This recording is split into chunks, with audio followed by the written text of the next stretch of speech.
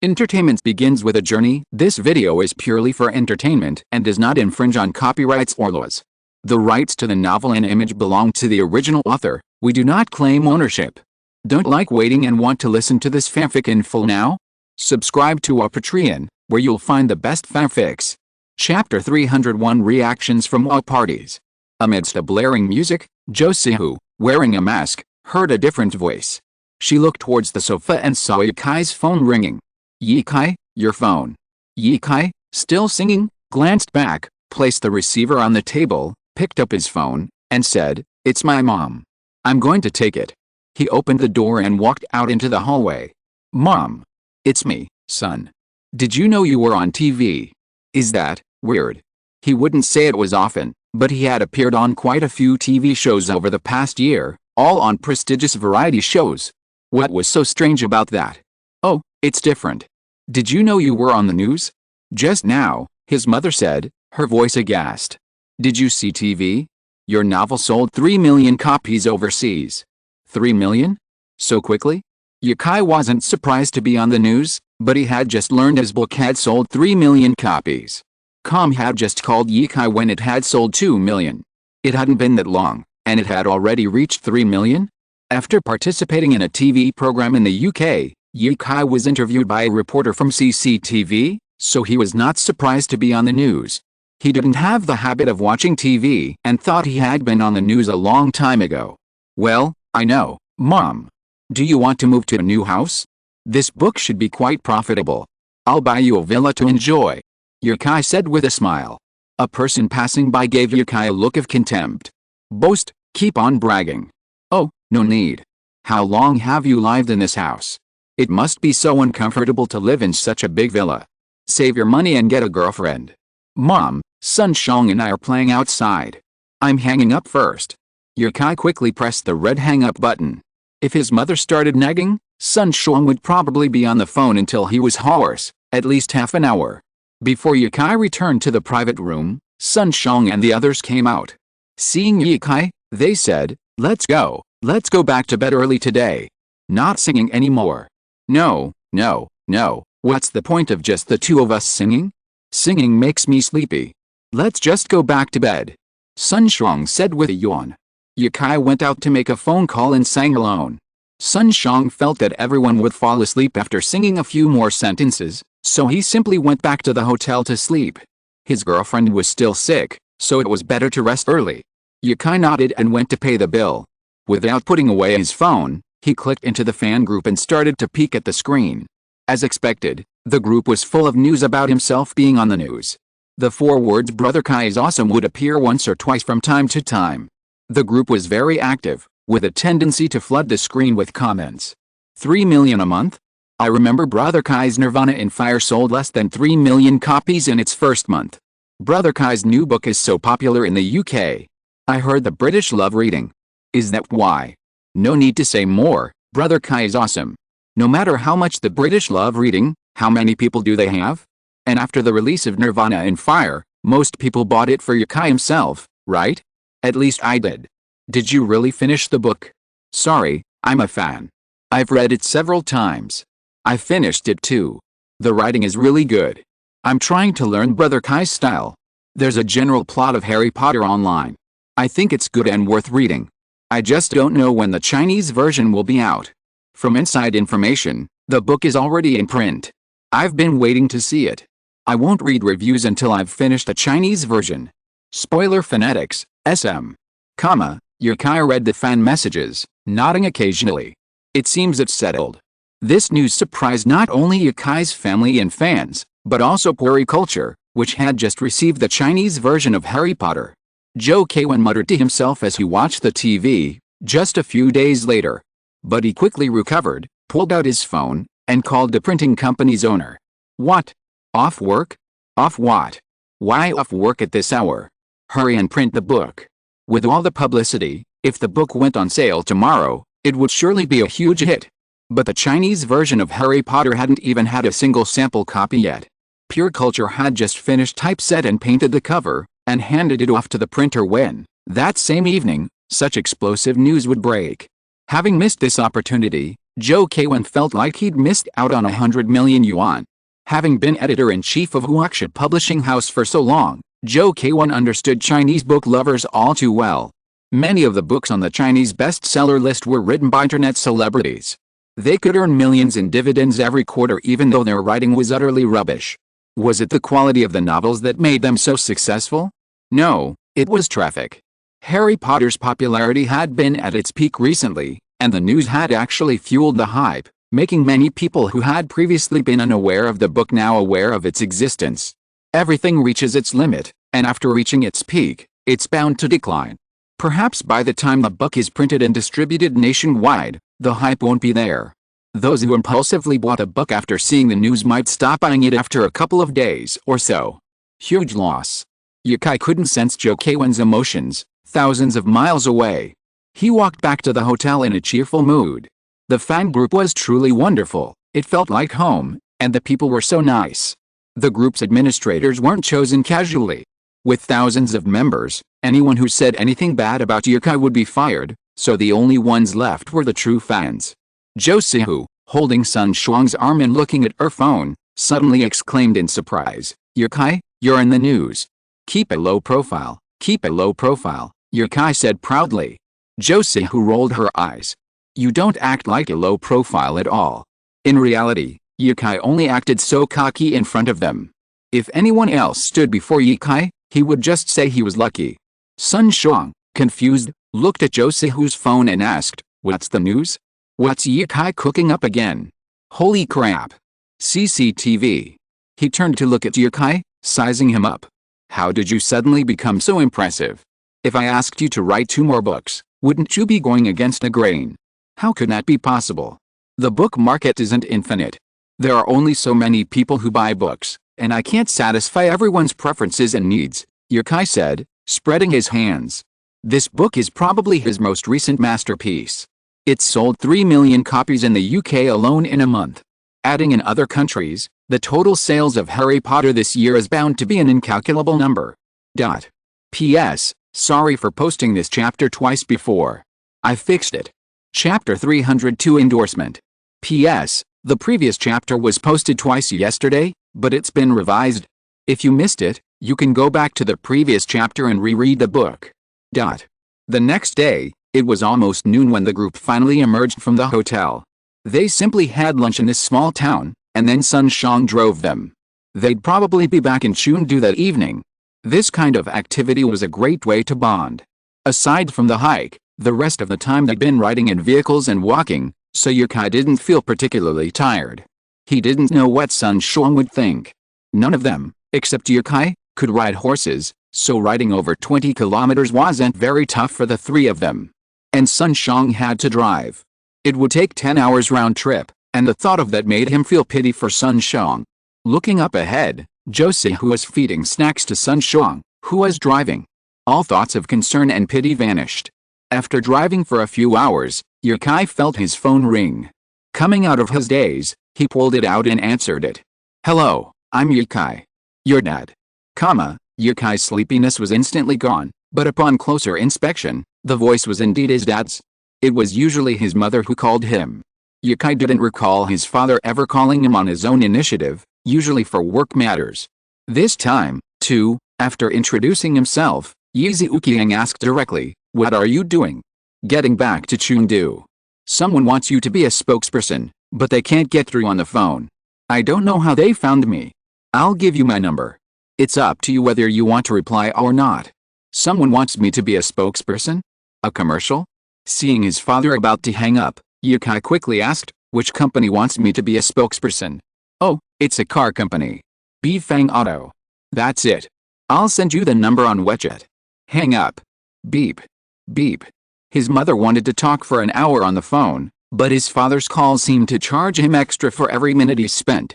He came and went in a hurry. After hanging up, Sun Shuang asked curiously, "What endorsement?" His voice was slurred, and his mouth was constantly filled with something: chocolate, spicy noodles, dried tofu, beef, or something else. Hearing this, Yukai said sarcastically, "Aren't you afraid of getting fat after eating so much? Swallow it and then talk, so I can't hear you clearly." After a while, Sun Shuang finished his mouth, I am happy. It doesn't matter to me whether I gain weight or not, right Sihu? You are big, eat it yourself. Sihu put the snacks in her hand back into the bag of snacks. These were snacks she bought when she came here, and she still hasn't finished them. Let's get back to the topic. Sun Xiang cleared his throat and continued the previous topic. What endorsement did you just mention? What is it? I don't know. Yukai himself didn't know what was going on. His mobile phone number had been exposed a long time ago, and he could only reject all unknown calls, otherwise he would receive hundreds of unknown calls or text messages every day. Sun Xiang asked again, are you going to film a movie? Yukai frowned and said, I beg you to eat more. I'm still confused. I'm not going to film a movie. I'm not a big star. You're not a big star yet. Sihu looked at Yukai in surprise. I think you have some misunderstanding about big stars. Several of his books have been huge hits, even abroad. If you're not a big star, then who is? The phone rang, and Yukai said to the people in the car, I'll call them and we'll find out. Bifang Motor Corporation is one of China's 4 largest automobile groups and a top 500 Chinese brand. It's a large domestic car company headquartered in Seoul, the largest city in central China. Yukai had considered this company's car when he was buying a car, but Sun Xiang persuaded him to buy another one. The person on the other end must have saved Yukai's number. When the call was connected, they spoke directly. Mr. Yi. Yes, I'm Yukai. What can I do for you? The person on the other end chuckled and jokingly said, it's really hard to get in touch with Mr. Yi. Well, I'm from Bifang Fengguang. Our company has launched a new car, and we thought Mr. Yi would be a great spokesperson, so we found you. But why? I don't have the traffic of those celebrities, do I? And I don't appear on TV or online that often. Mr. Yi, you're joking. How can those celebrities compare to you? Our new model is an SUV, perfect for traveling, and it's a perfect match for your profession. This made Yukai secretly happy. Many things aren't suitable to be discussed over the phone. After agreeing on a time and place to meet, they hung up. After discussing work, there wasn't much else to talk about. Sun Xiang suddenly burst into laughter. Big stars have endorsements? I have a feeling you'll enter the entertainment industry someday, making movies, getting endorsements, making tons of money, all that euphoria. That's more like a dream, Yukai said, saving the number. If Yukai had wanted to act in a movie, he would have done it long ago. With his current looks and talent, he could catch up to many current stars in just a week of acting training. Many stars today don't have professional acting training, but are pushed by investors to learn while acting. After all, the investment only takes a year or two. If they're out of their depth, they can just push someone else out. With Yukai's looks and learning efficiency, he only needs to act in a TV series or a movie to become famous, no one behind the scenes promoting him. Yukai was so confident in this that he spent a long time looking in the mirror every morning when he washed up. He had a considerable reputation, but fame didn't necessarily require stardom. Fame could be cultivated gradually, whether it was writing novels or being a photographer. In Yukai's view, it was a very elegant pursuit. Being in the spotlight, singing, and acting was all he needed. The money he earns is not as much as he would make writing his own books, and the most important thing is that he is not as free as he is now. If he becomes a celebrity, can he go out and travel whenever he wants?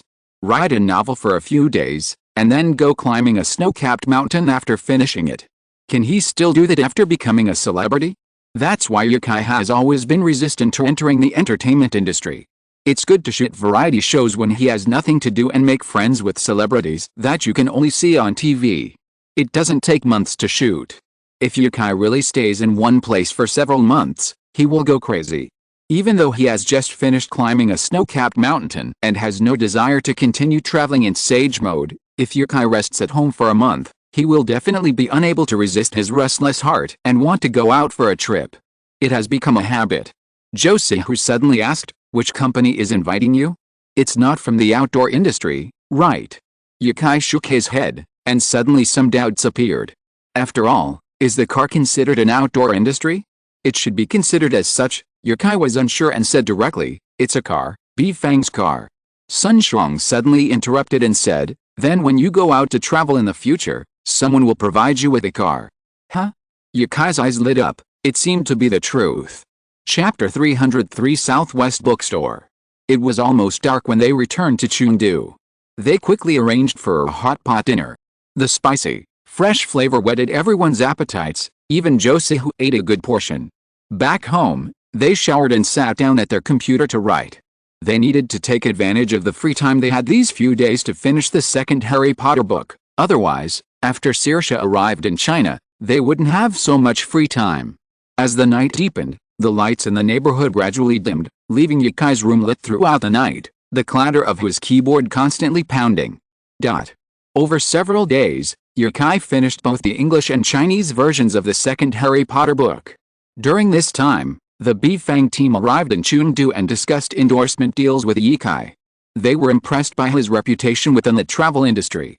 Yukai wasn't particularly interested in the endorsement fees, it was one of their terms that really appealed to him. Sun Shuang's promise that they would provide a vehicle for Yukai wherever he traveled. This meant he wouldn't have to rent a car for his travels. Bifang is a major brand.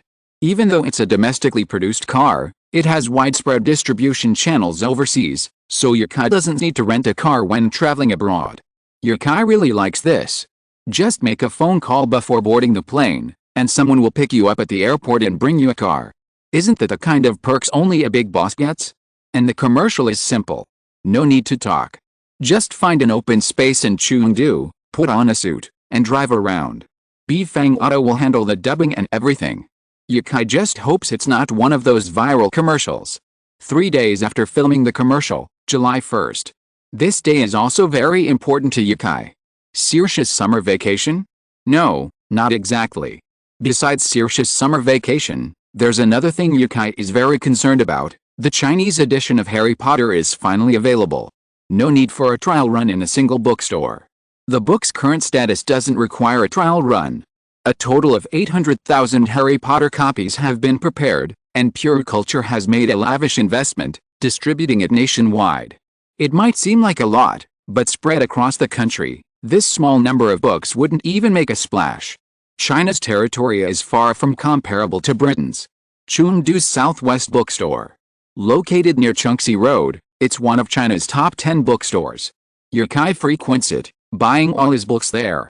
But today, he wasn't here to buy books.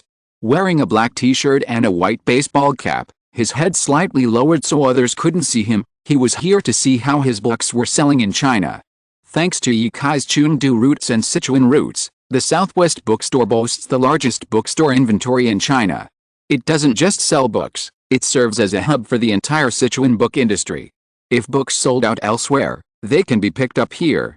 When Yukai arrived, the bookstore was already open. Upon entering, a long line formed at the front desk, with women vying for attention, roughly 4, 6, maybe even more. China's book market remains a fan economy, and many of the first buyers of this book were Yukai's die-hard fans. Looking at Yukai's photos, it's easy to understand why so many of his die-hard fans are women. Walking past the line and into the store, the most eye-catching spot is the new books counter on the first floor. It used to sell mostly new releases and bestsellers, but today, there's only one book, Harry Potter. All the other books have been relegated to other shelves. A crowd of people gathered around the counter.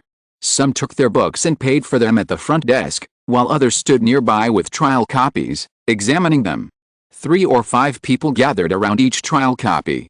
This book wasn't as cheap as Yukai's previous 2. The UK price was so high. China couldn't possibly set a price of just 20 or 30 yuan, could it? It launched in the US 2 days ago for $11.90, which converts to about 85 yuan in Chinese currency. Yukai walked over to the new books counter and pulled out a book. The cover was similar to the UK version, but all the English words had been replaced with Chinese characters. The title was Harry Potter and the Sorcerer's Stone. He flipped it over and saw the white price tag on the back. 58. Many people who had come specifically for this book were discussing it with their hands. It's so expensive. Isn't this just ripping people off? The price abroad is much higher than in China. It's 70 or 80 in the UK and US, but it's 58 in China. You should be content. The person who had previously complained about the price of the book blushed and said, "How can it be the same? Foreigners are so rich. We have to consider the local conditions. In fact, it's already very cheap." Yukai's fan base is no longer limited to China. He has already accumulated quite a few fans abroad. If the price difference between China and abroad is too great, Ye Kai himself will be affected. Domestic consumption is actually not low. Apple's so expensive in China, yet it still has so many die-hard fans. It's just that the mindset hasn't changed. Compared to the UK, China doesn't have the habit of reading paper books. Furthermore, the rampant counterfeiting in China also affects people's desire to buy genuine products. A few dozen yuan is enough to buy a meal or two, and a couple of stir-fries will make up the difference. 58 yuan won't even buy a single skin in a game. Ye Kai browsed around the bookstore for a while and stood at the end of the line holding a Harry Potter copy. There were about 30 or 40 people in front of him, and 70% of them were holding Harry Potter books. The person standing in front of Ye Kai had even opened a book and started reading. He hadn't paid yet. But when others saw him lining up to buy, no one came over to say anything. He kept his head down at the book, nodding as if suddenly enlightened. So that's how it is. This idea is amazing. Ye Kai asked curiously, what's wrong? Is this book okay? The man glanced at Ye Kai, not really looking at his face, and nodded. Do you think it could make the British bestseller list? But this book is really a very orthodox Western novel. I don't know how Ye Kai wrote it. Maybe it was luck. He hadn't thought much of it before, but now Ye Kai felt that he was really lucky to be able to write such a book.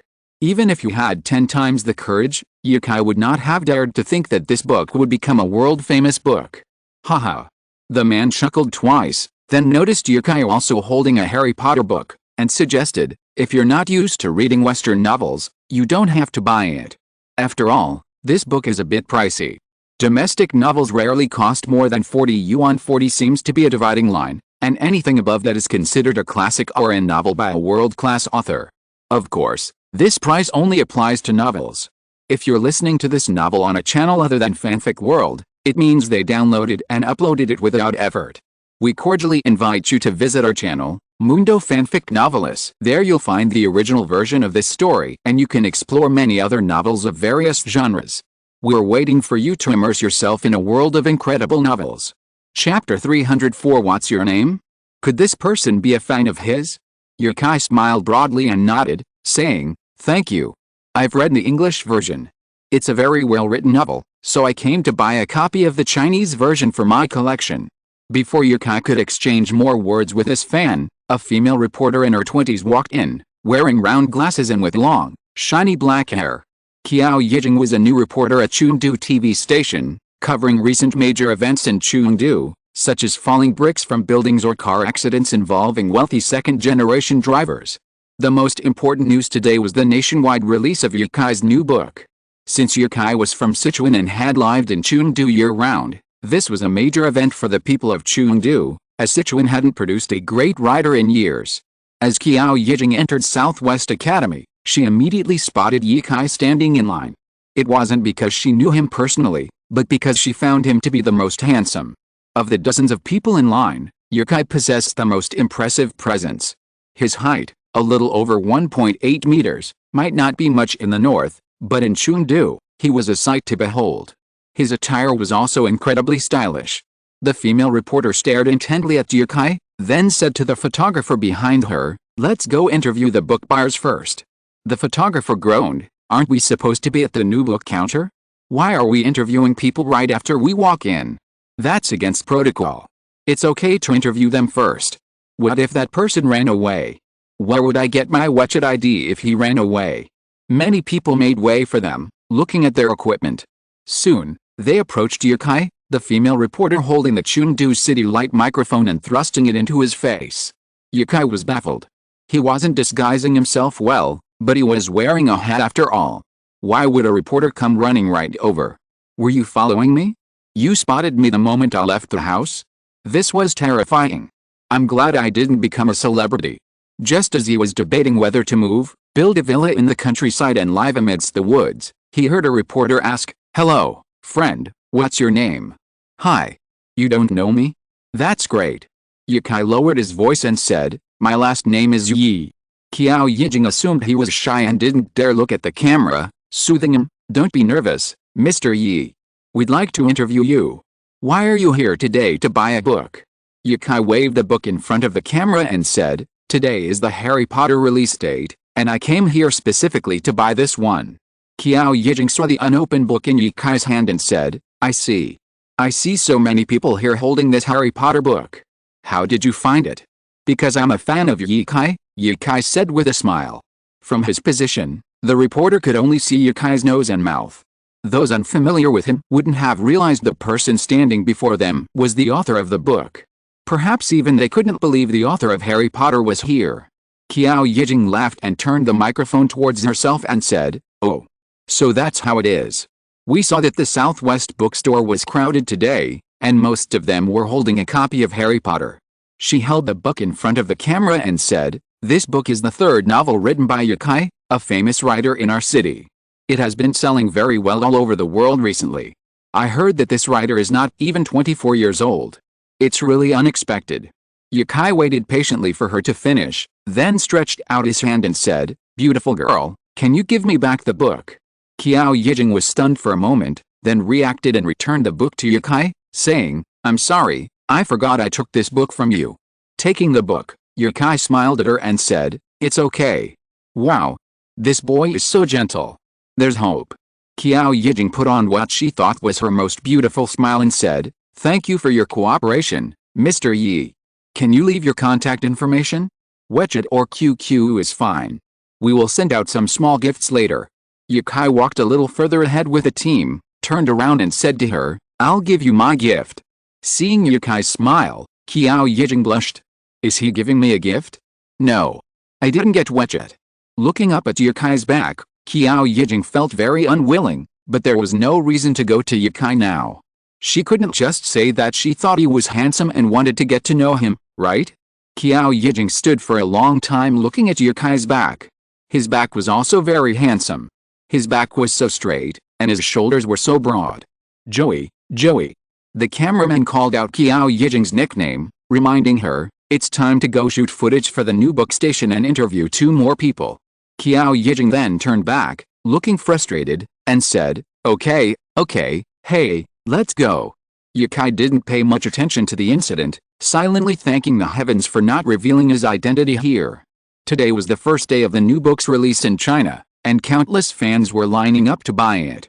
What if he was spotted at the Southwest bookstore? Would he sign an autograph? Of course he would. With so many people, wouldn't it be like another book signing? And he'd be signing for free. Yukai didn't mind the money, but it was exhausting. He'd come to England for a day to expand his profile, but he didn't need it in China. He could find an opportunity for a meet and greet later. Forget about the book signing. His hands were sore. After paying the bill, Yukai walked out of the Southwest bookstore, expertly ripping open the book's packaging and tossing it into the trash can on the street. Standing on the sidewalk, he flipped open the book. In fact, this was Yukai's first time seeing the Chinese version of Harry Potter. Normally, before a book goes on sale, a box of books is mailed to the author, or even sent directly. However, Harry Potter sales are incredibly rushed, so the books sent to Yukai haven't arrived yet. Express delivery has always been done by post, so even if I wanted to, it couldn't be fast. Upon opening the book, there's a preface written by Yukai himself. The preface to the Chinese version is different from the English version. This is a new preface written by Yukai himself. It begins with his own journey since he began writing novels, all the way to his discovery of the Trinity College Library, where he suddenly felt the urge to write Western fiction. Just as ancient China had martial arts and magical arts, Western novels also have witchcraft and sorcery. Yukai blended these two legends, adding his own imagination, to create the Harry Potter book. Continuing to flip through the pages, after the table of contents, the main text begins. Since Yukai translated the book himself, the ideas expressed are consistent with what he had intended to convey in the English version. Yukai believes that Chinese characters are the most magical language in the world. They can vividly express anything you want to express, encompassing every language in the world. Chapter 305 Reunion. After returning home, Yukai placed his books in a small compartment on his bookcase. Currently, there are only 5 books in it, 3 novels, a travelogue, and a magazine, all related to Yukai, taking up a small portion of the compartment. When he first moved here, Yukai planned to fill this compartment within 2 years. But things change. Once Yukai had more money than he could spend, his desire to write waned, or perhaps it was one less reason for him to write. He had previously written Chinese Paladin and Nirvana in Fire for the money. After completing these 2 books, the money would provide Yukai with a comfortable life. He already made money from traveling, and with nearly 100 million in savings, how could he spend it all? Yukai had no bad habits. He wrote Harry Potter simply because he wanted to. He often had fresh ideas, but it was rare for him to come up with a book he wanted to write. However, by the time Harry Potter was finished, this compartment in the bookcase would be full. The English and Chinese versions of the second volume were already completed. Yukai had saved them on his USB drive and would hand them over to Com and Joe Kevin in July or August. It should be available worldwide simultaneously. With this achievement, Yukai had narrowed the gap between him and many international authors, the only difference now being his foundation. When Yukai played a few games and went into the kitchen to prepare dinner, Saoirse had just woken up. Chinese time is 8 hours ahead of Irish time, so it was early morning in Ireland. Saoirse turned off her alarm, washed up, and called a friend to take her to the airport. Saoirse was already quite adept at flying, having been taken to many destinations by Yukai this year. But every time she left her hometown, a place she was already familiar with, she still felt a sense of anxiety about the future. The driver was the violinist from the band Love. Like Saoirse, she was a petite 22-year-old named Pansy, whose boyfriend was also in the band. She looked at Saoirse, who was sitting in the passenger seat, gazing out the window, and said with a sigh, "I really envy you for being able to visit China. I've never been abroad before." "Then do you want to go to China with us?" Saoirse turned away from the window and asked her old friend with a smile. "I'll arrange everything for you once we're there. Just stay with me." "No," Pansy quickly declined. Saoirse was going with her boyfriend, not traveling alone. Wouldn't it be embarrassing for her to go alone? If she wanted to go abroad, wouldn't it be better to take her boyfriend with her? Dublin's city centre was a short drive from the airport, and they soon arrived. Saoirse unloaded her luggage from the trunk. It was a huge suitcase. After all, this trip to China wasn't just for a few days, but for at least a month. She had thought for a long time before packing her belongings. Half an hour later, as Pansy was driving back to Dublin, a plane roared overhead, heading towards London. Pansy sighed. She longed for Saoirse to stay in Ireland, but circumstances clearly didn't allow it. Saoirse was a talented violinist, and with the help of her mentor, she had already performed several times in Irish theaters. Even if she didn't marry a Chinese man, she wouldn't stay in Ireland for long. Farther down the road, a huge billboard advertised a Harry Potter book on a magical castle. "Sean is amazing too." Saoirse was on a plane to London. There were no direct flights from Ireland to China, so a transfer was necessary. 2 hours later, Saoirse finally settled into her business class bed and began to rest. The flight was to Chengdu Shuangliu Airport, operated by British Airways. The in-flight amenities were excellent, including internet access, allowing her to watch videos and catch up on TV shows on her phone. Lately, Saoirse had been keeping a close eye on Harry Potter sales, checking the Cambridge University Press website daily, even more so than Yukai. After reviewing yesterday's sales figures, Saoirse's departure from home calmed down a bit. She pulled an English edition of Harry Potter from her carry-on bag, flipped to the bookmarked page, and began reading. She was a slow reader. She'd just finished a book Yukai had given her during his last visit to Ireland, and this was her second time reading it. With nothing else to do on a plane, it was perfect for reading. She finally understood why Yukai always brought a book with him. However, Saoirse wasn't interested in other people's books. Asking her to quietly read someone else's book on the plane, "Well, sorry, I'll just watch a TV show." Feeling slightly sleepy, Saoirse turned off the lights and went to sleep. Jet lag was incredibly uncomfortable. She remembered how uncomfortable she'd felt in the first few days after her last trip to China. It was like running dozens of kilometers. Her brain felt like mush, her body limp as a noodle. 10 hours wasn't long, but it passed quickly after a good night's sleep. However, neither Saoirse nor Yukai slept at night. It's hard to sleep peacefully when you're thinking about people or things. The plane arrived at 6 in the morning, and Yukai woke up at 5 to drive to the airport to wait. The car was a gift from Bifang Fengguan Company, a red SUV that looked decent. After filming the commercial, the company gave Yukai the car. Although Yukai didn't like the model, he didn't want to miss out on a free gift, so he drove it back. Finally, there was a car parked in the designated parking space downstairs. After waiting anxiously outside the airport for a long time, he finally saw Saoirse emerge, pulling a suitcase. Her figure remained impeccable, dressed in a t-shirt, a blue vest, and tie jeans. As Saoirse approached Yukai, his anxiety gave way to peace. Saoirse was initially delighted to see Yukai, but as she approached, her expression suddenly changed. She complained in her broken Chinese, "It's so hot in China." She had learned some common Chinese expressions, and while her accent might not be right, her meaning was definitely understandable. "You're wearing so much, of course you're hot.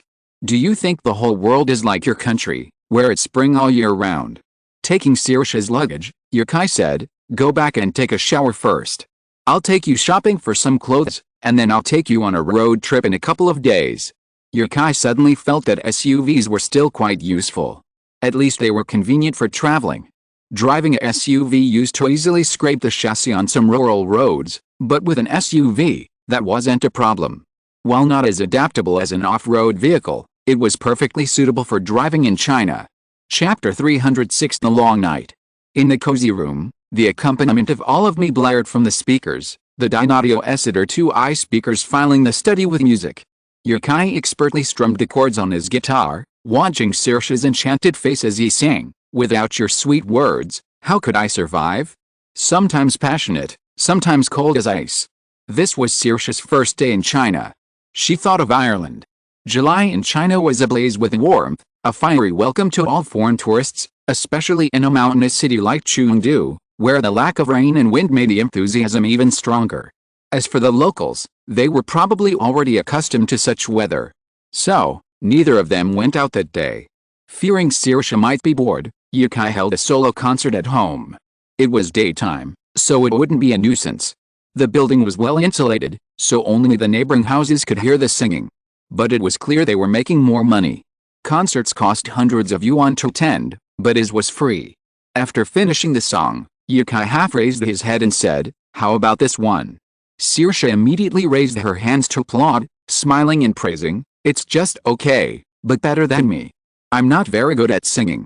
When Yukai was in school, those who learned guitar generally preferred singing. After all, playing and singing are a perfect match.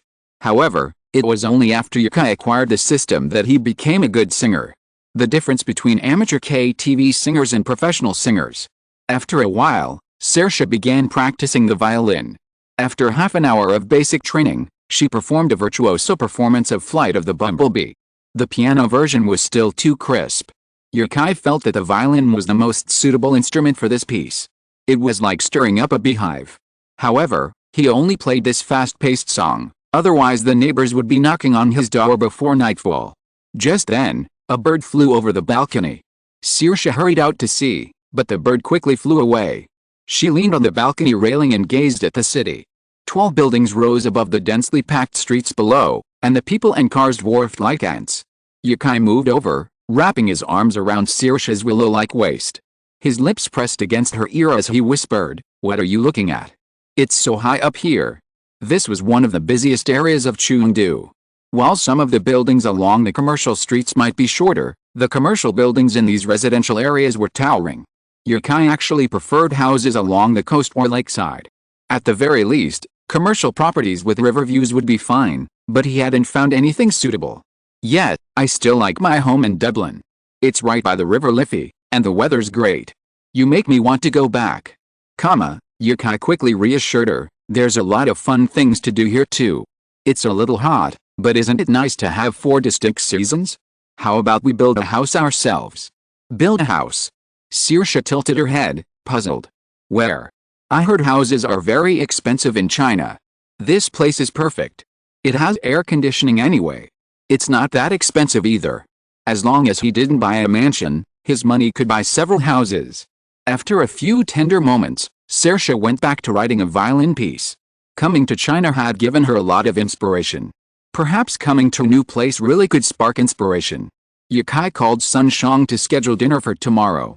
Sun Shang currently helped out at his father's company, a simple HR employee with irregular hours. "Then it's a deal.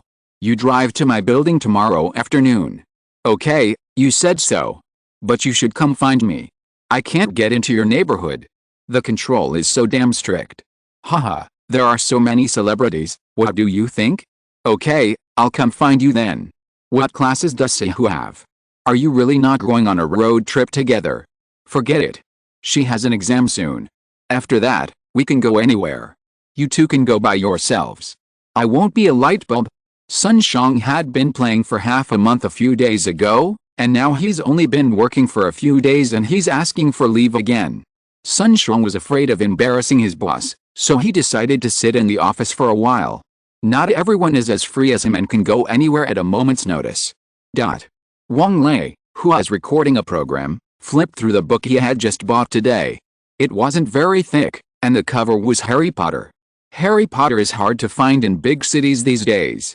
The shelves of major bookstores are either completely empty or have only a few lonely copies left. Only then did the market realize it had underestimated the book. Pre-shipped the last batch of books, still scented with ink, from the warehouse and hired an additional printer. Both worked overtime, preparing to release a collector's edition. Taking advantage of the current buzz, this money was wasted. It wasn't as if they'd sold 1 million copies in 3 days. There were still a large number of books piling up in smaller cities, and a final batch on the way. Regardless, that meant selling 500,000 or 600,000 copies in 3 days. While new books from China typically struggle to stay relevant, this was a strong start. The writing is truly excellent, much more mature than the previous 2 books, Wang Lei couldn't help but praise as he flipped through the pages. With years of experience as a teacher and filmmaker, he possessed a deep understanding of both text and screenwriting. The assistant grabbed his head and laughed awkwardly. I haven't read it yet. It's not available in bookstores now. It won't be available until tomorrow morning. Is it really that good? I'll buy a few copies for my kids too. It's a great book, suitable for all ages, especially children. Did you see the news interview a few days ago? This book was rejected many times in the UK, and Yukai even wanted to submit it to children's literature. The assistant rolled his eyes and asked, Brother Wang, are you planning to invite Yukai to your show? Wang Lei looked worried, pinched the pages of the book with his fingers, closed it, and said, I don't know if you will come. After all, the new book has just been released. I guess Yukai is busy now. The assistant nodded and said, Who said it wasn't? That guy last time, the guy whose new book sold 1 million in a month, holds book signings every day, and is more diligent than us in promoting movies. Ha ha ha. Wang Lei obviously thought of that person, laughed happily twice, and decided, I'll ask later. If Yukai has time, invite him to the first episode of the show. With this book as a foundation, even if Yukai is not as famous as many fresh meat, yet, his status in the entertainment industry far surpassed that of many celebrities. After all, writers were at the top of the entertainment industry, and Yukai had practically reached the pinnacle of Chinese writers.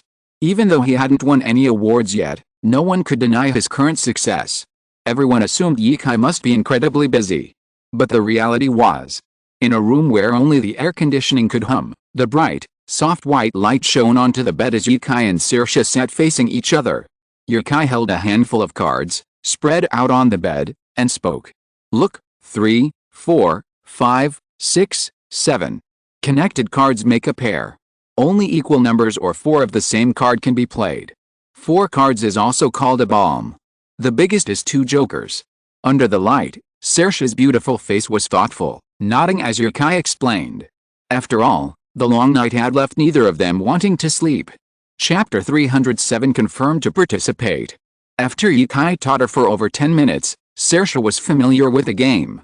However, playing Landlord alone wasn't fun, so Yukai let Saoirse play on his phone, which had Happy Landlord installed. As expected of the nationally popular card game, Saoirse quickly became engrossed, playing with a flurry of excitement. Yukai sat behind her, directing her. But Saoirse didn't agree with his instructions, completely convinced that her own approach was the right one. The millions of beans Yukai had won, idly by, were rapidly dwindling. After about 40 minutes of playing, a phone call suddenly rang. Saoirse quickly returned to the card screen and saw the previous player had played a pair of aces. She split 3 twos to make a pair of twos, then played a 6. She quickly finished her hand and returned to the phone screen, handing it to Yukai. Yukai's smile was a bit strange. The previous player seemed to be a teammate, perhaps even the landlord was laughing. A call from Teacher Wang? Could it be that the program they discussed last time was ready? Yukai picked up the phone and greeted, Good evening, Teacher Wang. Hello, Yukai too. I saw the news. First of all, congratulations on your new book's huge success. You've become world-renowned, classy, and talented. Haha, how are you doing lately? Are you busy? Haha, it's not as exaggerated as you say, Teacher Wong. I've just been lucky. Whether I am busy or not, it's just so-so. You know I'm lazy, Teacher Wong. After I finish writing a book, it's like a vacation. Now all the promotion is handled by the publishing house, and I just wait to get paid. So free? Perfect. July 25th to August 5th. What activities do you have going on between then and there? It seemed like the show was ready. However, the July date was a bit awkward, and Ye-kai was hesitant. He was actually a little tempted to accept Teacher Wong's invitation. It wasn't that Ye-kai particularly liked the show. It was because Teacher Wong was one of the few people who supported him on Weibo when he was being attacked. Back then, Ye-kai was so lost, so he remembered those people very well. Can it be later? I have something to do this month. Upon hearing Ye-kai's words, Saoirse looked up at him and said, "You can do it if you have something to do. I've been free for the past 2 months anyway, and I want to see you at work. Don't you see me working every day?" Ye-kai scratched his head, thinking that if he went on a trip the day after tomorrow, he should be able to see a lot of places in 20 days, which would be a good opportunity to take Saoirse with him to participate in the show. After all, many people knew Saoirse was his girlfriend now, so it didn't matter. He wasn't an idol. Mr. Wong couldn't hear what Saoirse said clearly, but he knew it was a girl. He raised his hand to check the time. The hands on his watch pointed to 9 o'clock. Did I get the wrong time? But Ye-kai didn't say anything, and Wang Lei was even less likely to hang up the phone. They could have pretended nothing had happened, but it would be awkward if it was revealed, so they continued to talk about business. A little later is fine, but we're filming the first episode on July 25th, and you're the first person we invited. So, Ye-kai, tell us when you're free. Ye-kai had already decided to travel with Saoirse until July 25th and then go directly to the show. He said, "Teacher Wong, I just discussed it with my girlfriend, and we can set aside that time." "That's perfect," Wang Lei said happily. This wasn't originally meant to be a TV show, just a web variety show. The production process was quick, and it was a perfect opportunity to capitalize on Ye-kai's current popularity before it cooled down. There's no such thing as someone who can remain consistently popular. Occasionally, they'll attract attention by appearing on trending searches, but they'll quickly be replaced by something else. There's a saying about the internet economy: flowers need to be plucked when they're ready. Once they wither, they're nothing. I will contact you to sign the contract when the time comes. But Ye-kai, this program is an online variety show invested by me. The cost is very low, but I can't treat you unfairly. What do you think of a salary of 2 million? Ye-kai didn't know how much money he should receive, but since it was Teacher Wong who asked, Ye-kai didn't think much about it and agreed directly. "No problem, 2 million is already a lot." Wang Lei laughed and scolded, "A book of Harry Potter costs dozens of dollars.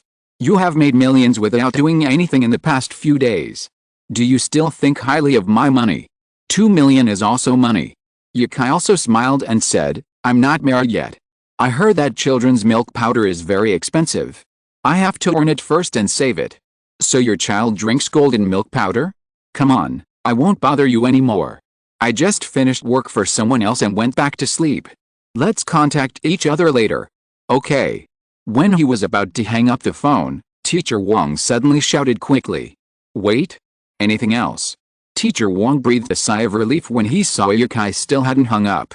"I almost forgot the most important thing. Isn't this show about fulfilling guests' wishes?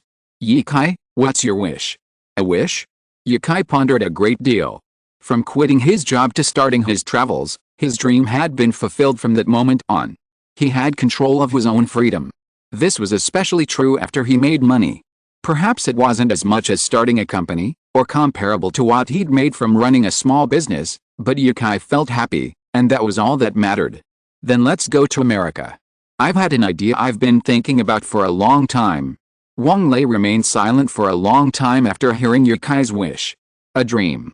As expected of a traveler, his dreams were so unique. "Well, okay, I get it. We'll make it happen." Wang Lei hung up the phone expressionlessly. His assistant had already driven the car to the hotel and left it there. He looked back at Wang Lei and uttered "Ah. What's going on? Did Ye-kai agree?" "Ah." Wang Lei sighed. This episode of Ye-kai. I'm afraid everyone on the production team will have to buy insurance." After hanging up the phone, Yukai was lost in thought. A variety show only takes a few days to film, and you can get 2 million. Is the money so easy to make? It seems that Teacher Wong is being a bit unfair to me. Could it be that my price for appearing on the show is more than 2 million? No wonder so many people want to get into the entertainment industry. The money is indeed easy to make.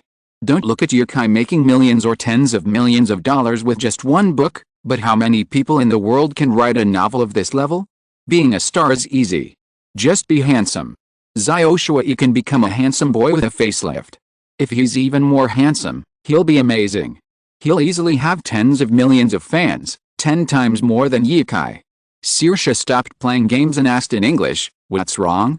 Is there anything going on recently? If you have something to do, I can go back to Ireland earlier." Yukai threw her onto the bed, leaned close and said, "Darling, how can I bear to let you go? Don't worry, I'm just going to participate in a show, and you can just come with me when the time comes." The following 3,000 words that are not allowed on the website are omitted. Chapter 308 French Restaurant.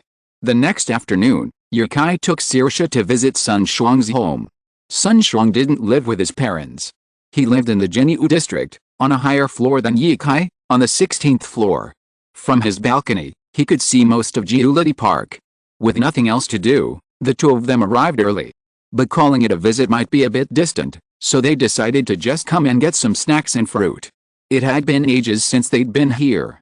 The underground parking lot was packed, everyone had at least one car, and most had 2 or 3. Sun Shuang had 3, his usual Civic, and 2 nicer cars, which he rarely drove. They went upstairs and knocked on the door. Sun Shuang appeared before Yukai, dressed in a look rarely seen outside. His hair, freshly washed and blow-dried, hung down past his eyes. He wore a black tank top, shorts, and flip-flops. While men look handsome with medium-length hair, it can be a hassle to maintain. That's why Yukai always kept his hair short and messy, perfectly showcasing his perfect face. Without a hat or mask, he'd turn over 70% of heads on the street. After changing his shoes inside, Yukai asked, "When will Josehoo arrive?" Sun Shuang, turning on the hairdryer while drying his hair, said loudly, "She should be here soon, right? Turn on the computer and play some games. It'll probably take an hour at most." Saoirse walked into the living room, looking around before finally heading to the balcony to take in the view. Her apartment was low to the ground, and the view from her balcony was only a dozen meters above the water below, giving her no chance of such a wide view. So, she loved to enjoy the view from high vantage points. Sun Shuang's apartment had 4 bedrooms, 2 living rooms, and 2 bathrooms, totaling 170 square meters. The location was also excellent, a quiet escape from the bustling city, not far from the famous Jiulity Park. From the balcony, the pavilions, towers, flower fields, and ponds of Jiulity were vividly visible. They were small and cute, like figurines, and even more alive, with its like people scurrying through them, a truly entertaining sight. In terms of value, this place was similar to Yukai's, but the property management in Kyujin Garden was better, with stricter controls, so the prices were higher. There were 2 computers side by side in the study. One was Sun Shuang's old computer, with slightly lower specs, but it would still cost around 4,000 or 5,000 yuan to configure on the market. The new computer was about a year old, and the hardware was top-notch.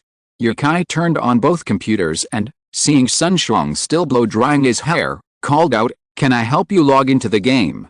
"Okay, I'll be right there." How did men in a dormitory form friendships? It was through games, of course. After playing games for so long, a sense of camaraderie naturally developed. Opening League of Legends, Yukai entered Sun Shuang's game account on another computer. As the interface appeared, Yukai saw the game was having another promotion. All the previously released champion skins were available for purchase. He took a look and bought a full set of Invictus gaming skins. This one looked much better than the others, even better than the ones released by FPX a while ago. Sun Shuang dried his hair and hurried into the study, saying, come on. Let's play a couple of rounds while it's still early." Saoirse also entered the study, stood behind Yukai, and said, "Oh? You play this game too? All the guys in our class love it."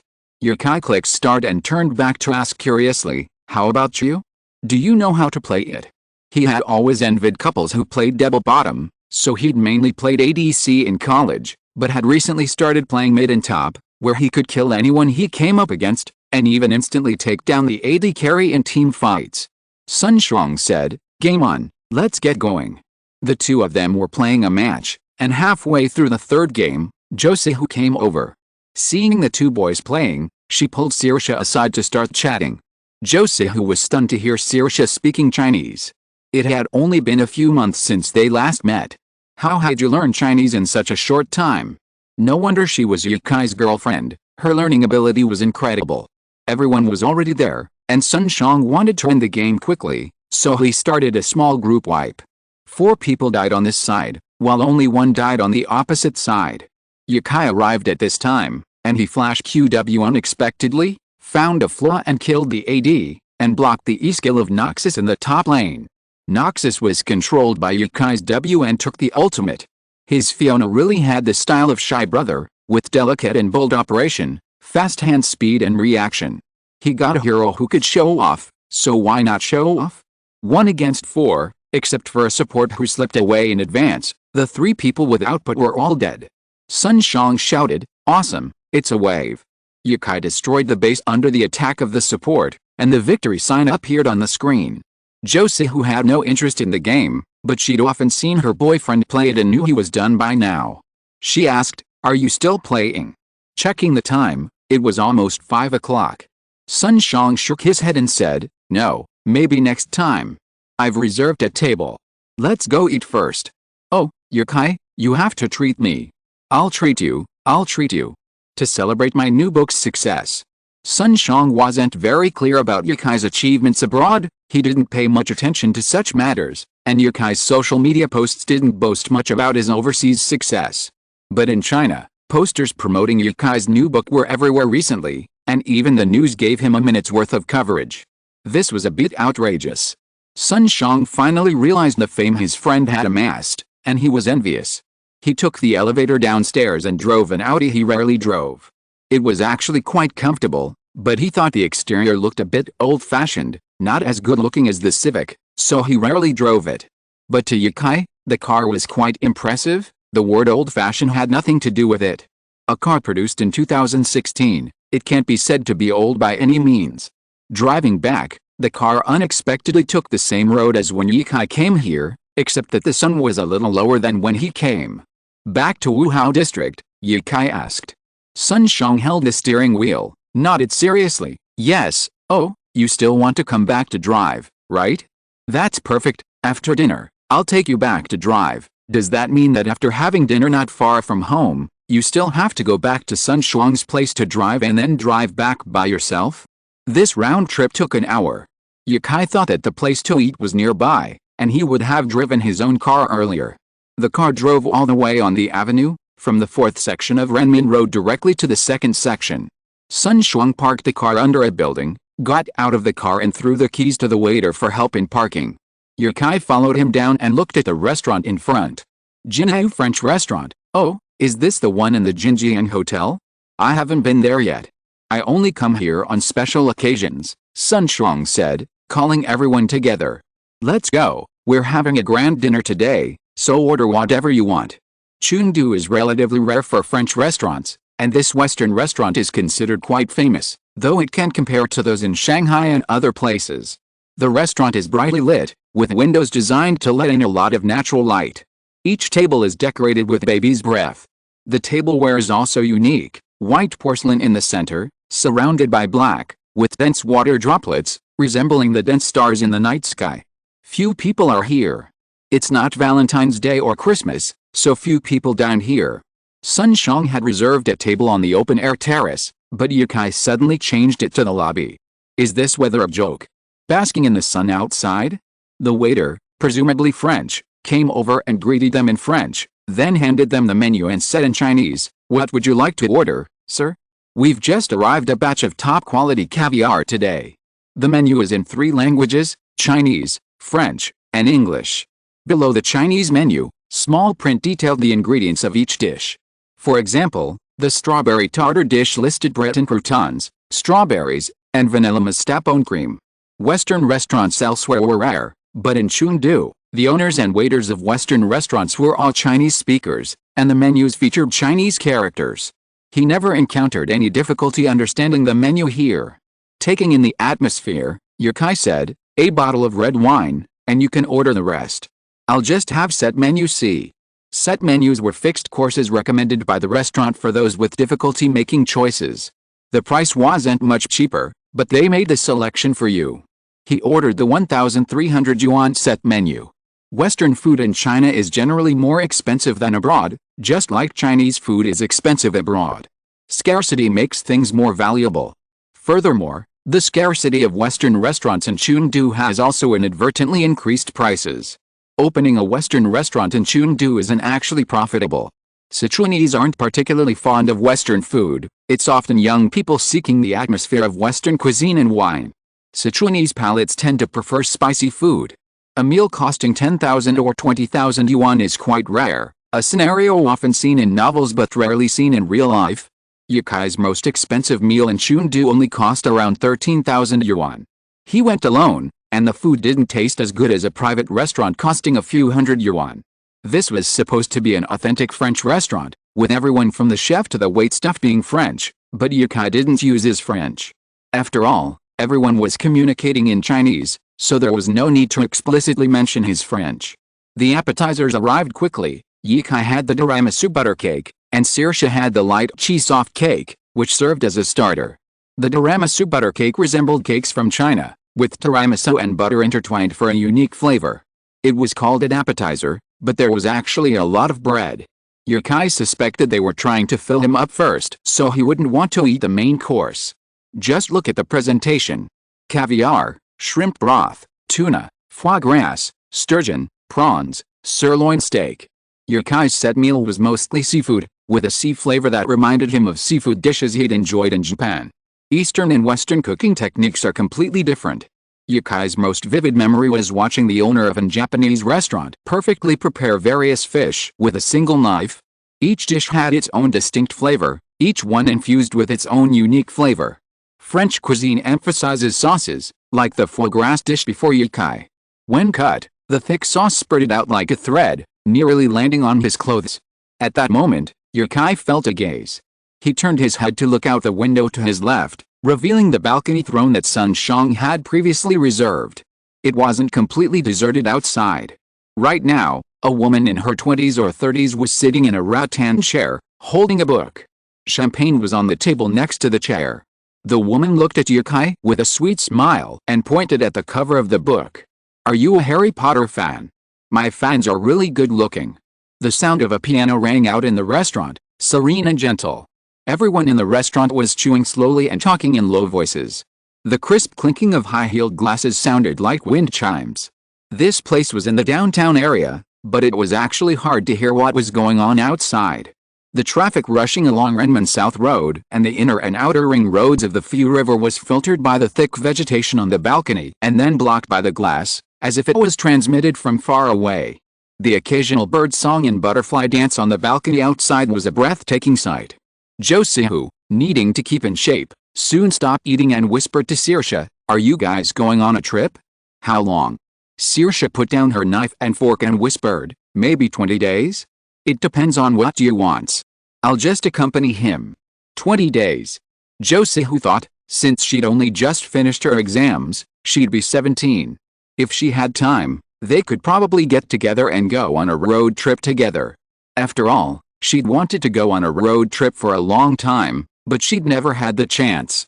The period after the college entrance exam was actually perfect for a road trip, but she didn't have a boyfriend at the time, and it always felt weird for a group of girls to go on a road trip. Making up her mind, she said, "Look, if I have time, I'll join you, too. How about that?" "That's great. It's fun in groups." That's what she always thought. In Saoirse's mind, there's no such thing as a third wheel. Even if the light is brighter, you can still be intimate with your boyfriend. An hour later, they left the restaurant. Sun Shang was very full. He put his hands on his hips and said, "Let's go for a walk around first to help digest the food." Sun Shang's belly was bulging, and Yukai felt that he had gained weight. He had eaten 2 meals, and he also ate the steak that Zhou Sihu had barely touched.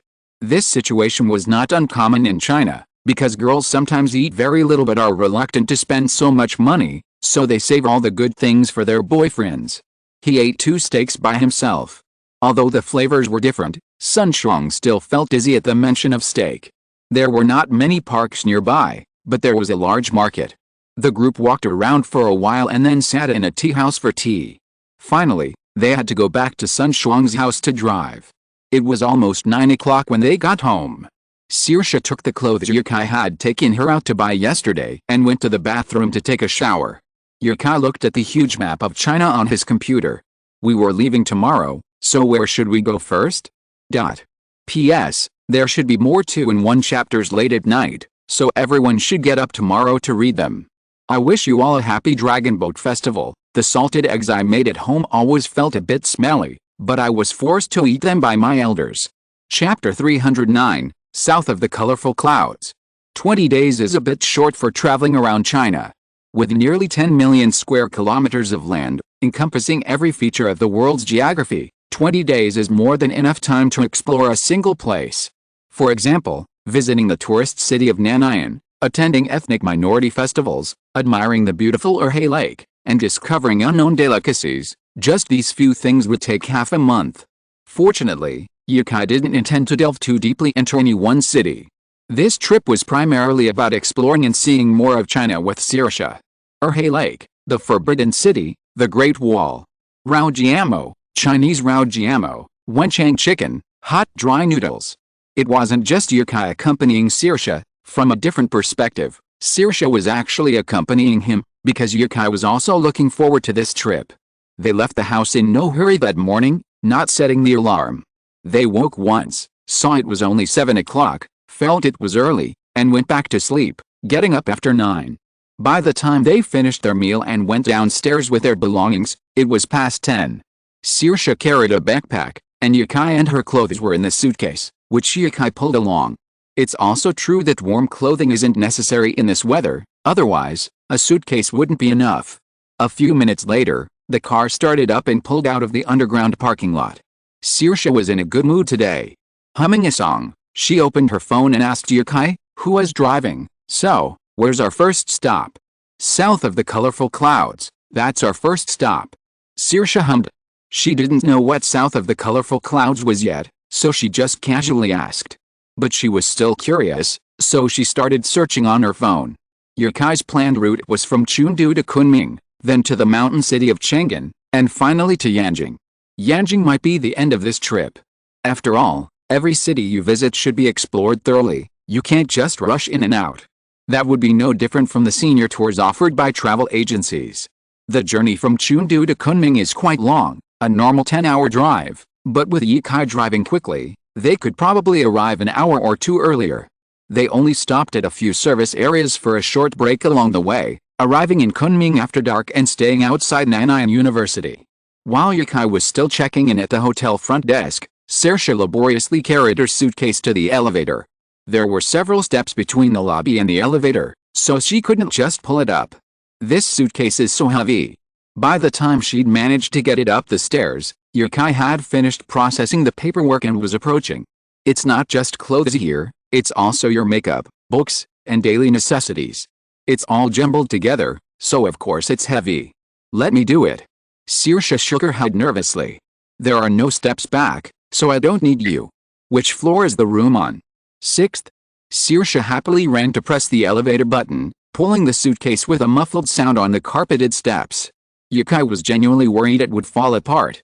The 3 receptionists kept their eyes on Yukai. Is this the writer? She's so handsome. Is this his girlfriend? She's a foreigner. Maybe they just met. These celebrities have such shady private lives. Should I give it a try later? I think I could have a shot. They didn't dare spread the news that Yukai had arrived in Nanayan and was staying at this hotel. Working at a large hotel was a taboo, requiring numerous agreements. If the hotel secretly exposed every celebrity they met, no celebrity would ever come to this hotel again. It was a matter of principle. It was also an unspoken rule between the 2 circles. Upon entering the hotel room, Yukai was greeted by the scent of air freshener. The balcony windows were closed, heavy curtains blocking out all light. Saoirse ran over and pulled the curtains aside, and the room suddenly lit up. It wasn't the sun, but the street lights that shone into the room. Through the window, one could see the main gate of Nanayan University. The hotel building was actually across from Nanayan University. There were many attractions nearby.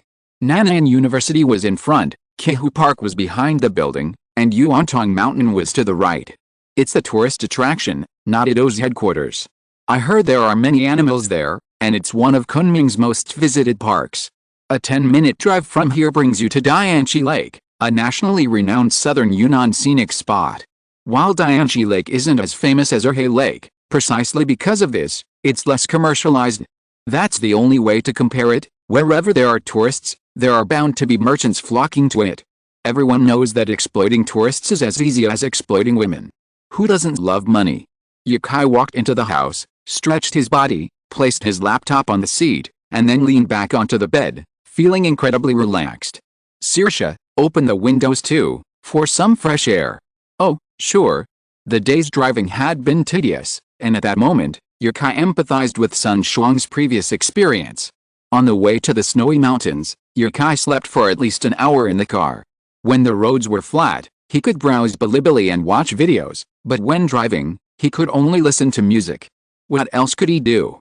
At least I have to keep my eyes on the road ahead, the car won't move on its own. Saoirse also threw herself onto the bed, causing it to ripple. Yukai was thrown up, then dropped back down. It felt quite comfortable. You know what? When are we going out? Out? Yukai checked the time. It wasn't even 9 yet, so he could definitely go out and enjoy Nanayan's nightscape. They wouldn't be in Nanayan for long, and every night was precious. But he really didn't want to go out. His eyes were vacant as he stared at the ceiling, the light leaving traces in his eyes that remained even when he closed them. Yes, let's go. It's only 9 o'clock, can you really sleep? Yukai thought to himself, but it was just a thought. He exerted force on his hands and sat up in bed. He still had to go out and see. Tomorrow he could visit the ethnic village and Dianchi Lake. He could leave the day after tomorrow, or the day after. Then he could decide whether to go to see the earrings or head directly to the mountain city. Or perhaps go past a mountain city to Xi'an? After all, the mountain city is incredibly hot, it's best to visit in late winter. Besides, its most famous foods are hot pot and skewers. You can't eat hot pot in 38-degree heat, can you? Yukai was preoccupied with the itinerary, but Saoirse wasn't overthinking it. Seeing Yukai stand up, she took his hand and said happily, "Good, that's my good boy. Let's go." "Wait," Yukai said, pulling his hand away. He opened his suitcase and rummaged through the 2 jackets he'd prepared. The weather here is different from Chengdu. It's even colder. You'll need to dress warmly when you go out at night. Kunming's temperature was currently about 10 degrees cooler than Chengdu's. When Yukai checked the weather forecast before leaving today, it said a high of 36 degrees, while Kunming's high today was only 24 degrees. Believe it or not, this chapter was supposed to be updated yesterday, but I was so sleepy writing that I fell asleep. I owe you all one chapter. Chapter 310. I want this.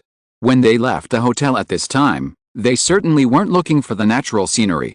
Yukai and Saoirse both had the same idea, to visit the local night market or snack street. If Yukai's hotel wasn't near Nanayan University, he might have spent ages searching for a snack street, but that wasn't necessary now. After only a short walk around Nanayan University, he spotted a snack street just across from the northeast gate too.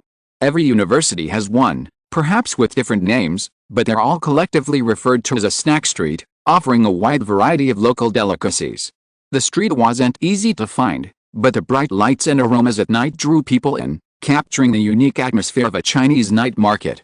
The street was ablaze with lights, even brighter than during the day, thanks to the countless chandeliers lining the street. Upon entering the snack street, Saoirse was drawn to a pancake vendor. The vendor, eager to show off a beautiful foreigner, sped up his pancakes, creating a variety of rounded eggs. Saoirse shook Yukai's hand vigorously, exclaiming in amazement, "How impressive!" The boss only then noticed this foreign beauty holding the hand of a Chinese man. He sighed inwardly, young talent is formidable. He wondered where all these beautiful women had come from. Yukai wore a hat and a black mask, so outsiders couldn't see his face clearly. However, his attire and demeanor made anyone who saw him instinctively think he was handsome. A man with a good figure doesn't need good looks. The boss separated the pancakes and handed them to another couple, then said to Saoirse, "This is an egg jianbin. Have a taste." Saoirse gave him a thumbs up. "Good. Good. Boss, you're amazing. So this is an egg jianbin. But how much is a serving? We're 2 people.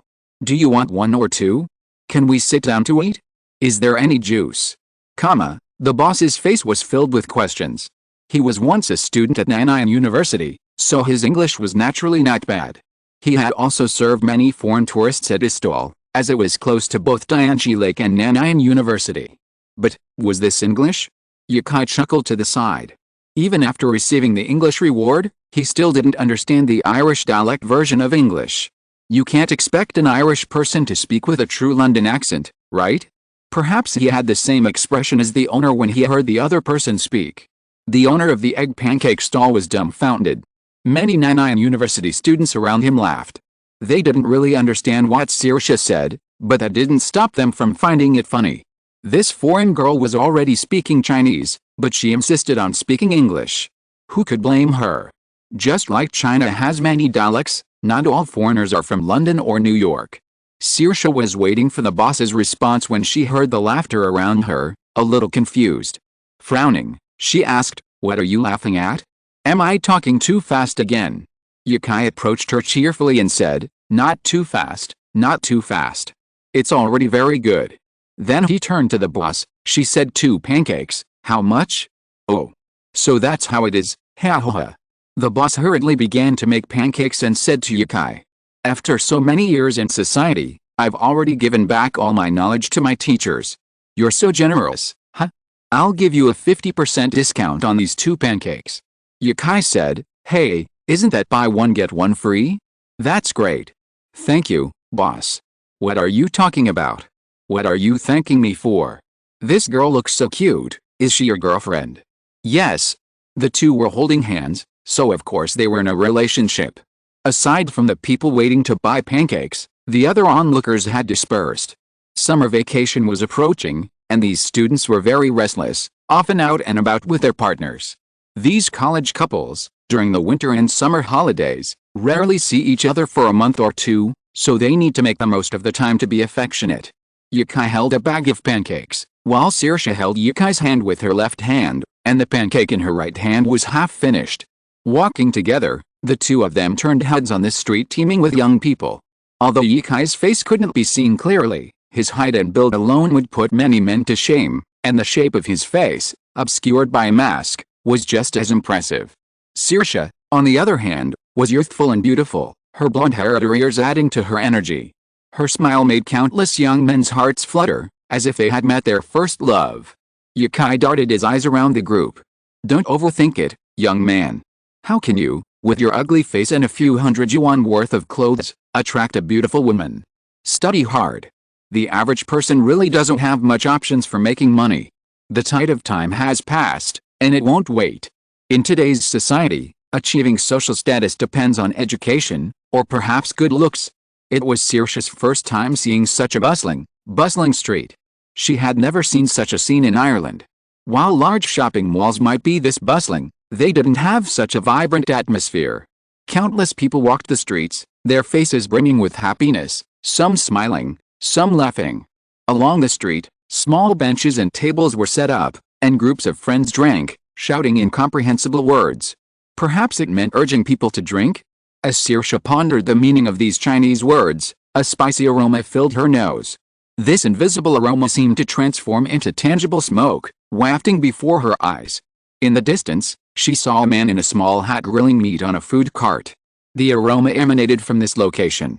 Saoirse swallowed her saliva, suddenly excited. "I want this." Driven by her appetite, she seemed to forget she was still holding Yukai's hand and ran forward. Yukai, who was watching the college girl, stumbled at the sudden increase in strength in his hand and followed Saoirse forward, confused. "Hey, what did you see? Hey, come on." Saoirse didn't know what it was called, but she figured Yukai would know, so she decided to wait until they got to the place. The 2 of them soon arrived at the stall. Yukai also smelled the enchanting aroma, sweet, spicy, and numbing. He loved this kind of thing. He knew what it was the moment he smelled it, and his grin took over. He excitedly took Saoirse to a small table nearby and said, "Boss, give me 100 skewers and 2 cold beers." The boss replied loudly, "Sure." He hadn't had this kind of thing in a long time and missed it terribly.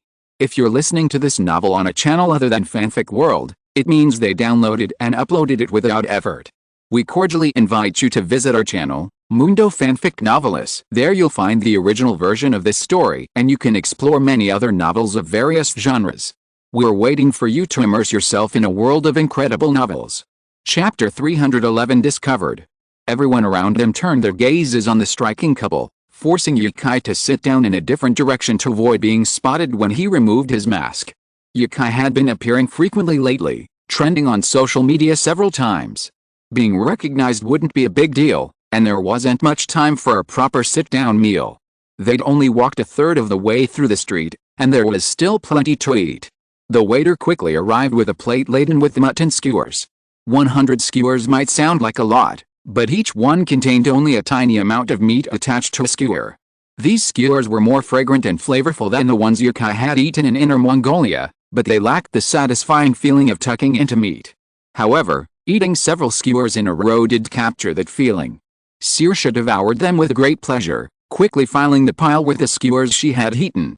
The meat was really small, costing 2 yuan a skewer, and only 7 or 8 skewers would count as one bite. So, after finishing all 100 skewers, they didn't feel like they'd eaten much, their appetite still piqued by the sight of the other delicious food around them. The boss was quite interested in the handsome men and beautiful women at the table. After all, it was rare to come across such beautiful foreign girls. When serving other guests, he saw that the two people were almost finished with the lamb skewers on their plates, so he said, "Hey handsome man, would you like something else?" "No thanks," Yukai said. Seeing that the boss looked very young, probably under 30, he asked, "Boss, you are not also a graduate of this school?" The boss smiled brightly and said, "How could I be so? I'm just a businessman here. Are you tourists visiting Kunming?" Yukai wiped the oil from his mouth and put on his mask, saying, "Yes, I just arrived today. I thought you were students, you all look so young." He returned to the cart and brought up a small plate of watermelon. He said, "Have some watermelon. It's free for you." The words were simple, but Saoirse understood them all.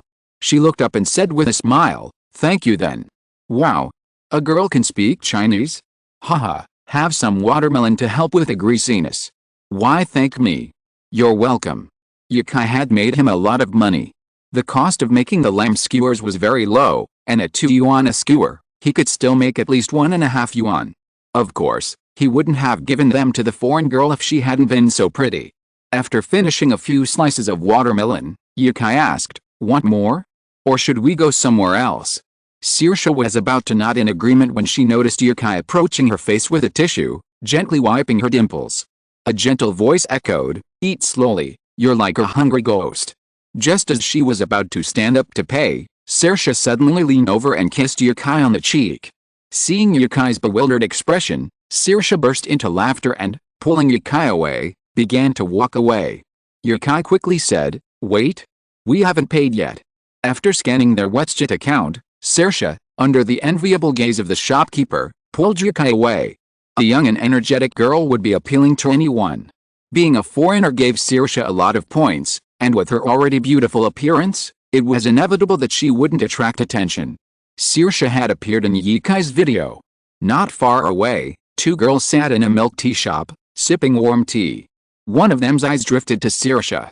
Her short, golden hair fluttered with her bouncy steps, and her infectious smile brought inexplicable joy to those who saw her. Another girl followed her gaze and exclaimed in surprise, "That guy is so handsome, with a model's figure. Hey, he has a girlfriend? What a shame. Hey, Zhao Ziyan, why are you staring at his boyfriend?" Zhao Ziyan, upon hearing her friend's words, only then noticed the man behind the girl. The moment she saw Saoirse, she remembered seeing her somewhere before. She wondered, but then she noticed the man in the hat and mask, and it suddenly dawned on her. This was Yukai. This girl must be Saoirse, the one who had brought Yukai to Ireland several times, and his current girlfriend.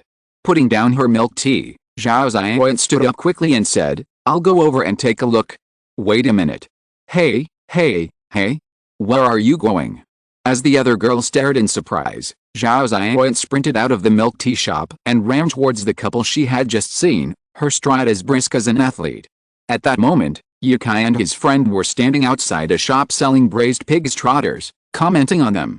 Saoirse asked curiously, "I don't think we've ever seen people eating this in our country. Is it delicious?" Before Yukai could say anything, a clerk quickly chimed in, "Delicious, delicious. We sell dozens of pig's trotters every day. Pretty girl, come in and try some." Saoirse rolled her eyes at him and ignored him, looking at Yukai. "It's quite delicious, and it's also good for beauty," Yukai said. "It's full of collagen." "Really? Don't lie to me." Saoirse beamed at the thought of beauty treatments. "I want one." After searching the glass case for a long time, she finally found what looked like the largest pig's trotter. Pointing at it, Saoirse said, This. Zhao Ziyan finally approached the two men, and a closer look confirmed it was Yukai. He was truly handsome, even more handsome than the last celebrity who filmed here. Zhao Ziyan had a bewildered expression on her face. Seeing them preparing to leave, she hurried to follow, but she didn't know how to strike up a conversation. Should she just go up and recognize them? Yukai felt a strange gaze on him, and when he turned around, he spotted Zhao Ziyan, lost in thought. "Damn. I've been discovered." Zhao Ziyan's face flushed, but she mustered the courage to step forward and say, "Brother Yi, hello, is that you? I'm a fan and I love your new Harry Potter book." Yukai sighed. How could he even be discovered? "Are you guys detectives?" Beige windbreaker, black hat and mask, all-round protection without blind spots, but he can still be recognized. Yukai is really impressed. He will avoid such places next time. College students have a habit of reading. Many people will buy Yukai's books to read, and Yukai's main fans now are young women between 15 and 30 years old. It is quite risky in such an environment. After looking behind her and confirming that only this fan discovered him, Yukai's heart calmed down. As long as it does not disturb his life, Yukai has always been very good to his fans, and the little fan in front of him speaks in a low voice, obviously with no intention of publicizing. "Did you buy the book?" Yukai asked. Zhao Ziyan was immediately excited when she heard her idol talking to her, and suppressed her voice and said, "Of course. This is the most attractive novel I have seen in these years." Chapter 312, Big News. Supporting genuine products makes you a good fan, good. Yukai smiled, but his smile was obscured by his mask.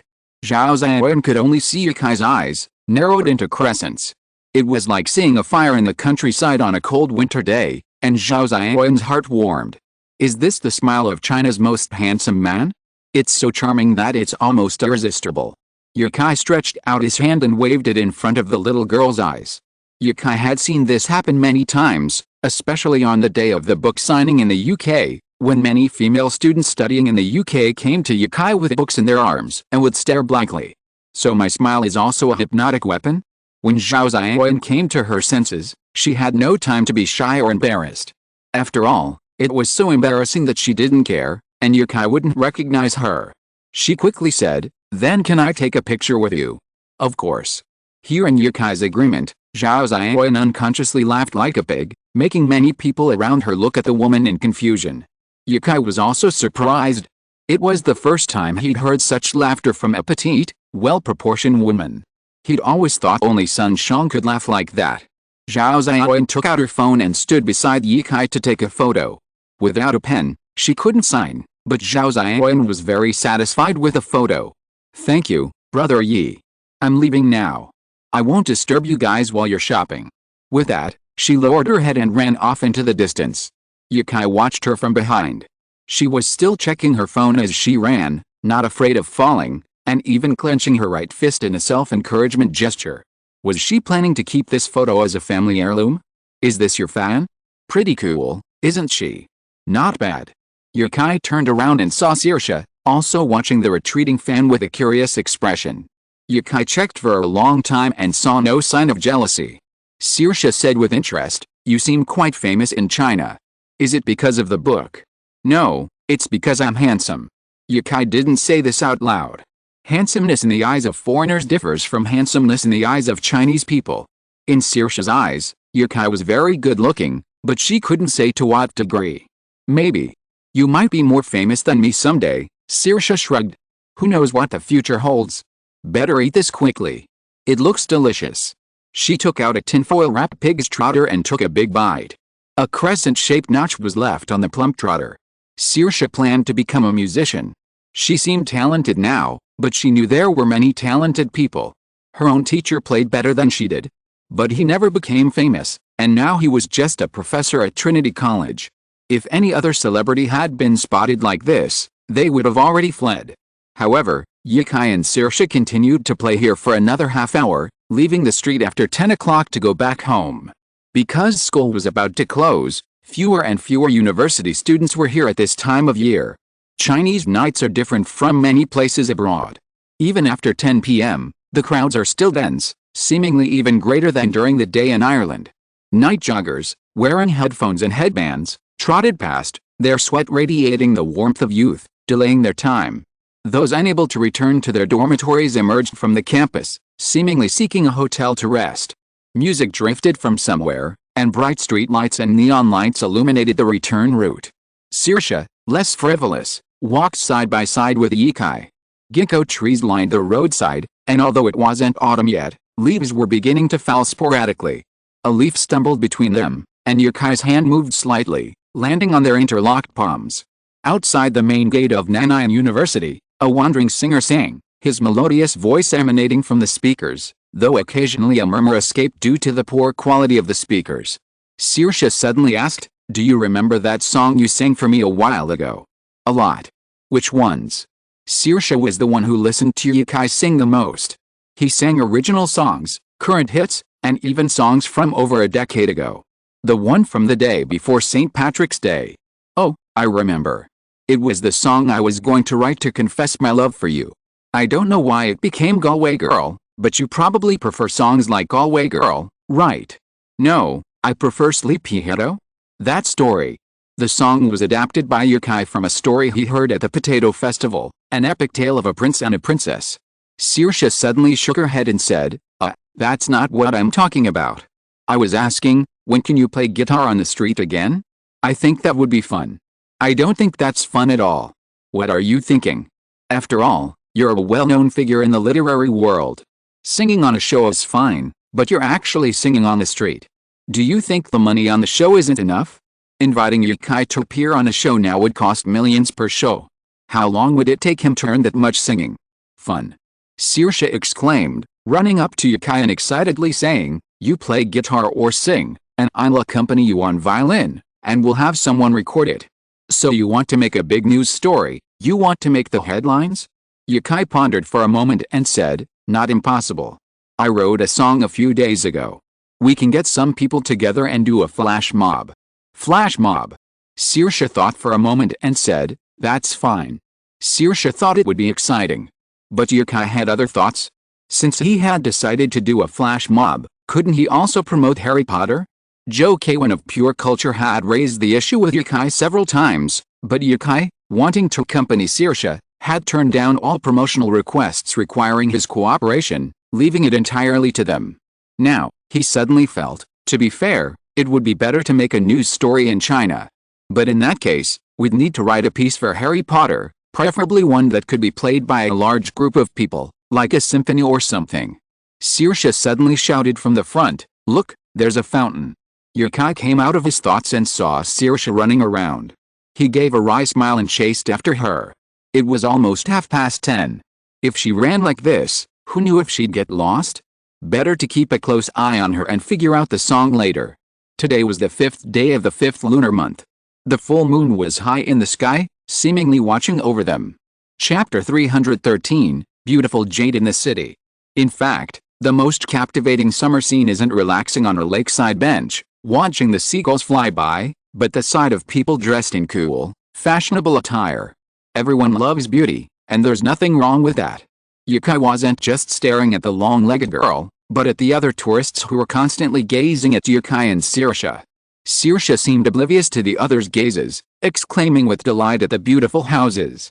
Sometimes, she would follow their lead and lean against a lakeside for Yukai's photo. The water shimmered, the trees shaded the landscape, and the camera's photo count steadily grew. The weather was average today, with dark clouds threatening rain. But Yukai noticed the weather wouldn't change for the next 2 hours. So, He took Saoirse out to admire the lake. Once a bay within Dianchi Lake, the lake has since receded, leaving it a clear, serene expanse. It's one of the city's most beautiful parks, known as the Jade of the City. The lake wasn't very large, compared to other lakes Yukai had seen. This one was quite miniature. Two long willow embankments intersected in a cross at the center of the garden, dividing the lake into 4 sections. The north-south horizontal embankment was called Ruan's Causeway, built by Ruan Yuan, the governor of Nanayan during the Daoguang reign of the Qing dynasty, modeled after the beautiful Su Causeway at West Lake. The east-west vertical embankment was called Tang's Causeway, built by Tang Jiao during the Republic of China. Where the two embankments met was called the Lake Heart Island, where a pavilion called the Lake Heart Pavilion stood. This spot wasn't just popular with tourists, many locals enjoyed it as well. Along the way, one encountered ethnic minorities singing and dancing, and elderly men and women playing the instrument in the pavilions. Saoirse saw someone playing the erhu and exclaimed, "I want to learn that." "Wow, what are they doing?" Yukai laughed and said, "They're singing opera. That's called the erhu. I've never seen a young woman playing it." Yukai hadn't even seen anyone under 30, let alone young women. Most of the people playing were elderly men and women enjoying themselves. Young people who play classical instruments are few and far between. Those who play as a hobby generally avoid the spotlight, and those who do so professionally are even less inclined to perform in the park during their free time. Only when one gets a little older does one's perspective change from when one was younger. Upon hearing Yukai's words, Saoirse snorted and said, "Then I'll be the first." Then, excitedly, she ran outside the pavilion to wait for the musicians to finish. It looked like she'd rush in to learn the art as soon as the musicians inside put down their instruments. Yukai also approached the pavilion, just as the people inside had changed their song. The previous one had been the female exorcist, but this one was more familiar to Yukai. "How could you bear to hurt me? On the Dragon Boat Festival, I advise you to use realgar wine." It was from the Legend of the White Snake. Yukai wasn't really a fan of Peking opera, he found it a bit noisy. Perhaps it was because of preconceived notions. Opera was his first experience, so he preferred it. But Yukai had heard all these famous excerpts. When Yukai approached, Saoirse whispered in his ear, "This instrument sounds a bit like a violin when it's played high. I wonder if it's easy to learn." "Yes." Saoirse, who had been intently watching the performance, turned and looked at Yukai. "Really? Really? I can play the erhu, too. I have one at home. I'll sing a few tunes for you when I have time." Saoirse blinked, unsure whether to believe him or not. She continued to watch the Peking opera performers in front of her. The clappers, gongs, and erhu, these instruments had timbres so different from those used abroad. Hearing these instruments for the first time, and seeing the Chinese people sing with their unique singing styles, Saoirse was instantly captivated by this culture. Yukai leaned against the vermilion pillar beside the pavilion, his head tilted back in boredom, banging against it. Rather than watching Peking opera, Yukai would rather go to the lake and watch the ethnic minorities sing and dance. Lotuses bloomed on the west side of the lake. He also wanted to find a boat to go boating and see the beautiful lotus leaves up close. Why did Saoirse become interested in Peking opera? The elderly men and women finally finished their performance and were about to take a break. Drinking from their cups, Saoirse hurried over and asked, "Uncle, can I borrow your instrument?" The man Saoirse approached was in his 70s, with graying hair and dressed in a white tang suit. He was startled by the words, as if wondering why this foreign girl would borrow his erhu. "You can't even speak Chinese clearly, so you know how to play the erhu." Perhaps she wanted to give it a try. He thought so, and said kindly, "Take it and try it. I don't see many young people wanting to learn the erhu these days. If you can produce notes, you'd be considered talented." Producing notes doesn't mean making noises, but rather tonal sounds. Saoirse smiled like a child who had just received a toy, and said, "Thank you, uncle." She also sat on the stone, and imitated the old man's posture, placing the erhu on her legs. With a wave of her hand, a stable tone came out, not floating or floating, not too high or too low, and very stable. The old man who lent her the erhu was looking at Saoirse happily before, but in an instant, his face was full of question marks. "Your posture is not right, and you don't know how to hold the instrument well. How did you produce such a stable tone? Is it just luck?" Saoirse pulled the strings again, and another relatively stable tone came out. Maybe Saoirse didn't know how to play the erhu, how to coordinate the fingering and tone, but it was easy for her to complete a stable syllable alone. After learning the violin for so many years, if you can't even pull the strings steadily, then what's the point of playing the violin? After playing 2 notes, Saoirse felt satisfied and called out to Yukai, who stood there in a daze. "Yi, come on, don't you know how to play it? Come over here and sing a song, something like Uncle and the others." "Forget it, I'll sing it for you when we get back." Saoirse stood up, tugged at Yukai's arm, and dragged him over to the stone bench. "Just one song," she said. "I want to hear you sing your Chinese opera." Before Yukai could object, the erhu was thrust into his hands. The man who lent him the erhu asked curiously, "Young man, can you play the erhu?" "A little bit." This was something he'd learned back at Westlake, along with several other instruments. There were 4 classical instruments in total, and the erhu was one of the more well-known. The man said cheerfully, "Since you know a little bit, why don't you sing a bit?" The other men and women also joked, "If your girlfriend asks you to sing, just sing it. Show us your skills." It wasn't clear if they were expecting a joke or if they genuinely wanted to hear Yukai sing. But judging by their expressions, Yukai thought it was the former. To avoid being looked down upon and to broaden Saoirse's horizons, he said, "Then I'll show you my skills." Yukai returned the erhu to the old man and borrowed another one. Saoirse had received the jinghu, while Yukai had borrowed an ordinary erhu. Chapter 314 Boating on the Lake. After taking his place on the stone bench, Yukai fiddled with the erhu a few times to test the sound. Once he felt it was sound, he began to play the piece in earnest. There's an old saying, a connoisseur knows a master's skill from the first demonstration. Learning an instrument isn't something you can do in a day or two, it requires years of continuous practice to lay the foundation. Only then can one consider oneself proficient. Who among these elderly people here doesn't often play the erhu and sing little songs at home? It took decades to reach their current level of skill, forming a small group to sing a few verses in the park. Without some talent, it's impossible to fit in. The man who lent the erhu tactically leaned back, shook his head, and said to his old friend, "Young people these days are incredible." Yukai glanced at Saoirse with pride, his eyes clearly saying, "See, I wasn't kidding you, was I?" He was playing a famous piece from opera, a piece that even those who hadn't paid any attention to the opera could sing. A linde ayu fell from the sky, like a light cloud just emerging from a mountain. Yukai's voice changed instantly. His usual voice was so magnetic, the kind that would make girls blush, but now it was sweet and captivating. He really could sing, could he? The audience were all veterans, and they understood that Yukai was singing in authentic opera idioms, with dramatic variations in his voice, like a woman singing a man's chorus. After singing these 2 lines, Yukai looked at the ant who had previously sung Peking opera and nodded. The ant understood Yukai's meaning and continued, "I thought he was a frivolous, uncouth man, but he turns out to be a man of noble character." Although the pronunciation wasn't quite right, his voice was beautiful. While many singers these days have unique and beautiful voices, the true masters are still among the common people. Those who have practiced opera singing for years possess a breath and intonation that rivals those of professionals. Saoirse was also surprised. "You really can sing? Aren't you a bit too versatile? How come he knows everything? And he's not even a novice?" This skilled playing clearly comes with years of practice, a feeling that only comes after you're confident in your own performance. Practicing to this level can make one a master at a single instrument. After singing the song, Yukai stood up and returned the erhu to the old man who lent him the erhu, saying, "Thank you, uncle.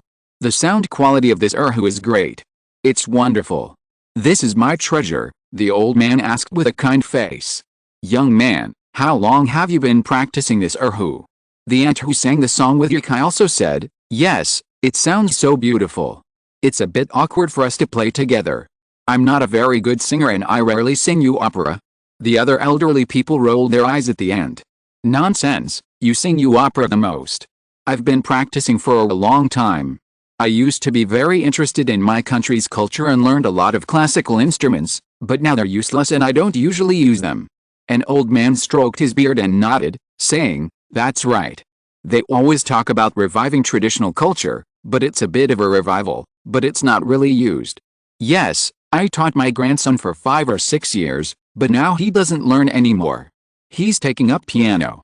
Everyone chatted about the future of traditional instruments, but in the end, it all came down to playing music in the park for their own entertainment, which felt a bit too highbrow for the masses.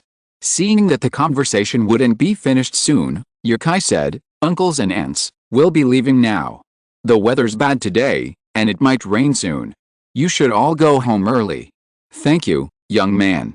I knew it was going to rain when I went out today, so I brought an umbrella," an aunt said with a smile, holding up her umbrella. They had been out for over an hour, and Yukai could only detect weather changes within 2 hours, so he only realized it would rain in over an hour. Perhaps the hint from the sky was too obvious, and the dancing ethnic minority group dispersed. Yukai knew the rain wouldn't start for an hour, so he wasn't in a hurry. He took Saoirse to a small lake with the most lotus leaves and rented a boat. The deposit was 200 yuan, and the hourly fee was 80. The man who rented the boat asked, "Do you know how to row? Do you want someone to help you?" "No, I can drive," Yukai said. They had ridden on a boat like this before in the Netherlands, and Yukai had learned how to row. Saoirse lived on the river Liffey, and she jumped on the boat with ease, sitting directly at the bow. Yukai quickly jumped in, sitting across from Saoirse, holding the oars. The owner took out the anchor and threw it on the boat, saying, "It might rain soon. If you see something wrong, row back quickly. It's a bit uncomfortable to be caught in the rain on the water." Saoirse raised her hand and said, "Understood." Yukai knew the rain wouldn't start for an hour, but he didn't waste any time. He rowed towards the large lotus leaves, the oars breaking the blue water into waves, and a few drops of water splashed on Saoirse's face. Saoirse touched her face and asked, puzzled, "Is it raining?" "It's still early." Yukai, with his immense strength, quickly paddled to the lotus leaf. A delicate fragrance drifted over on the wind. No wonder so many Chinese delicacies are wrapped in lotus leaves. This fragrance must also be a seasoning. In some places, lotus leaf soup and tea are even available. "There are fish in there," Saoirse warned Yukai. But these fish were cunning. When Yukai looked over, the fish suddenly swung its tail and dived deeper, leaving only ripples on the surface. "It seems the fish here are impossible to catch, they're so big." This lotus leaf was teeming with fish. When boating there, they could often see fish beneath the surface, their mouths opening and closing as if reaching for food. However, they had no food, so they had no choice but to ignore the large fish seeking food. A frog on the lotus leaf croaked and leaped onto the boat when they weren't paying attention. Saoirse screamed in fear, then breathed a sigh of relief when she realized what was happening. "Is that a frog?" "Yes, it is. Don't worry, it's not poisonous." The frog realized something was amiss. It had seen humans approaching and wanted to jump into the lake, so how could it have suddenly jumped onto a human boat? With a croak, it leaped high into the water, landing with a splash. The wind rustled the lotus leaves, and the fragrance of lotus flowers filled the air. Fish swam around the boat, occasionally diving into the water with a flick of their tails, sending up a large splash. Yukai gazed at the plump fish, pondering for a moment before saying to Saoirse, "How about we go eat fish later?" "Sure." Back in Hangzhou, Yukai had once tasted a dish of fish and meat served on a plate on lotus leaves. It was fragrant, and you could even taste the flavor of lotus flowers. I wonder if the fish under the boat understood what Yukai said, but for a moment, they quieted down. Perhaps they realized there was nothing to eat here and had scurried off to other boats. Chapter 315, Choice of Film and Television Adaptation. Time stood still for a moment. Saoirse lay at the bow, oblivious to the dust. Yukai also leaned over the side and dipped his hand into the water. The fish had returned, the bravest even swimming close to Yukai's hand. Reaching out to touch it, the herring instantly turned, splashing water all over Yukai's face. Saoirse burst into laughter and came over to wipe the water from Yukai's face. Touched, Yukai felt Saoirse's hands were icy cold. Grabbing them, he realized they were also wet. He must have dipped them into the water as well. "Why are you wiping my hands when they're wet?" "I'm spreading them evenly, haha." Saoirse smiled and jumped away, returning to the bow.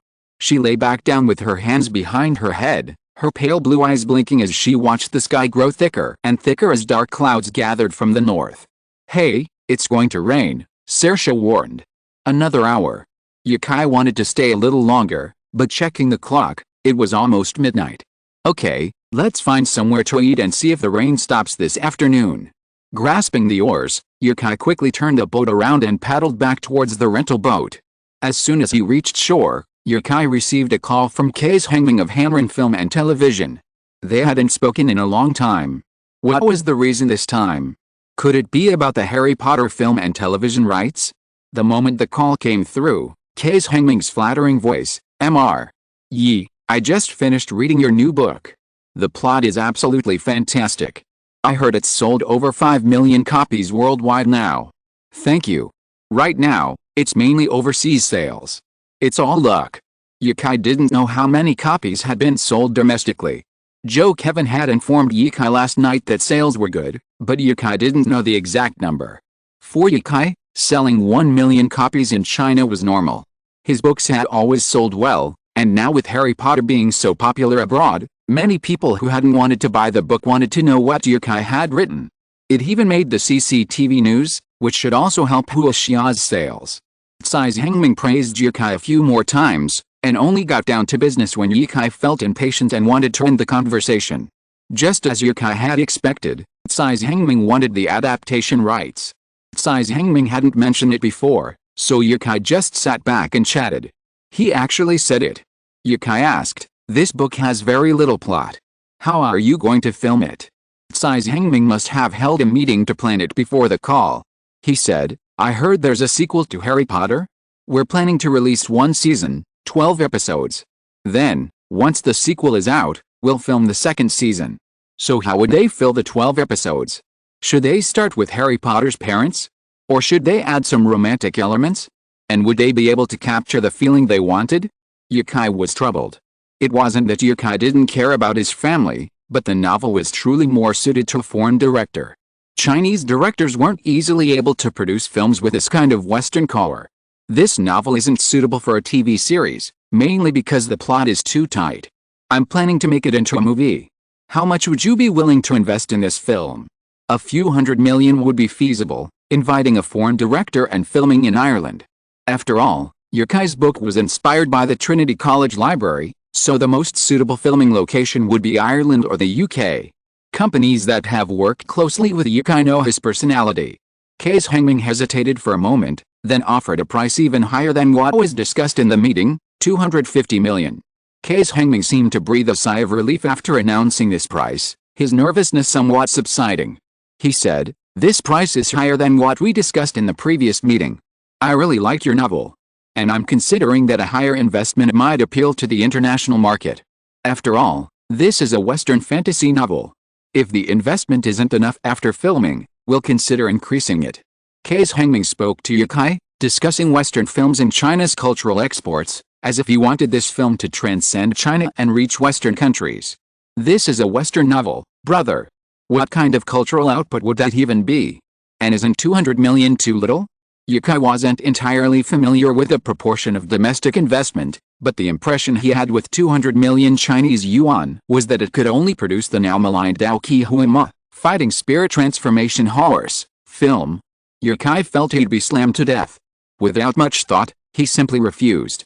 Brother K, this novel really isn't suitable for filming in China. After all, the environment is vastly different. We can work together again if there's a chance. Brother, we can meet and discuss. I'm in Chengdu right now. If you're not satisfied with the price, we can discuss it. We're really optimistic about your book and believe it would be even better adapted into a screenplay. Judging from his expression, he probably couldn't invest much. Han Chinese film and television excels at making a small investment for a big return. They might not have the resources to make a large direct investment, perhaps multiple investors would be more likely. But Yukai was determined, and Saoirse was getting impatient, frowning. So he said, let's wait for our next collaboration. Maybe I can write a story or script suitable for domestic filming. Harry Potter is indeed a major IP, but it's not for everyone. Many major domestic IPs are ruined after being adapted for film or television. Yukai used to have a good impression of Zhu Xian, but after the movie came out, he didn't even want to hear the term. The production company a writer chooses determines the upper limit of the adapted work. Many online authors don't have a choice, but Yukai does. He also believed that foreign production companies wouldn't stop contacting him. The Harry Potter IP is now shining gold. The book's popularity determines the story's audience, and a plot that appeals to all ages is perfect for film adaptation. Tsai Hengming could only sigh and say, then we'll have to wait for our next collaboration. He knew the novel wasn't suitable for domestic adaptation, but looking at this golden egg, Who would want to give up? This kind of major IP could easily be adapted to make a fortune. After hanging up the phone, Yukai hurried to collect the deposit for the boat rental and took Saoirse out of the park, looking for a place to eat on the street outside. Western restaurants are more suitable for two people, with small tables and a pleasant atmosphere when sitting face to face. Most Chinese restaurants serve large round tables, and dining there is also inconvenient, so they simply found a small restaurant on the street outside Kehu Park. This restaurant has 3 large round tables, as well as rectangular tables with solid glass and white tablecloths. Besides its cleanliness, Yukai chose this restaurant because the menu on the wall listed a dish he had previously wanted to try. It's a dish made with lotus leaves and fish, called lotus fragrant dongpo fish. Chapter 316 Rainy days are more suitable for songwriting. Yukai had once had lotus fragrance dongpo fish in Hangzhou, also in a small restaurant like this one. Many large hotels might not offer the same quality as a small restaurant like this, but it's hard for outsiders like Yukai to find such a place. It's a local secret. They ordered 4 dishes and a soup. The soup was pickled fish soup, one of Yukai's favorites, and it was appetizing and refreshing. However, the fish in the soup wasn't as flavorful as other preparations. After all, the flavor was absorbed into the broth. Saoirse was already waiting impatiently, constantly glancing at the kitchen, hoping their dishes would arrive soon. As soon as the waiter brought their dishes, she kept her eyes on them until the dishes were brought to someone else's table. Saoirse felt that China's scenery was secondary. She was truly astounded by the food. A single dish could be prepared in countless ways, with various combinations and preparations, ultimately resulting in equally delicious, yet distinctly different flavors. Because the restaurant was located near a tourist attraction, it was quite busy. The two waited for nearly half an hour before their dishes began to arrive. First came a vegetarian dish, braised eggplant. After tasting a little, Saoirse remarked to Yukai in English, "It's not as good as the one in Chengdu." But she loved the second dish, a local Nanayan snack called the Nanayan spring roll. Unlike spring rolls from other places, these were savory and fresh, filled with meat, winter bamboo shoots, ham, and dried mushrooms. These ingredients were wrapped in deep-fried golden dough and dipped in the sweet sauce at the bottom of the dish. The result was a crispy exterior and soft interior, a salty yet sweet tang. This restaurant used a generous amount of meat filling, and the remaining gravy flowed down the Nanayan spring roll on the chopsticks after each bite, revealing the dried mushrooms and chopped green onions through the bite. Saoirse quickly finished one, licking her lips and saying, "This is delicious. You should learn how to make it." At this moment, the lotus-flavored dongpo fish arrived.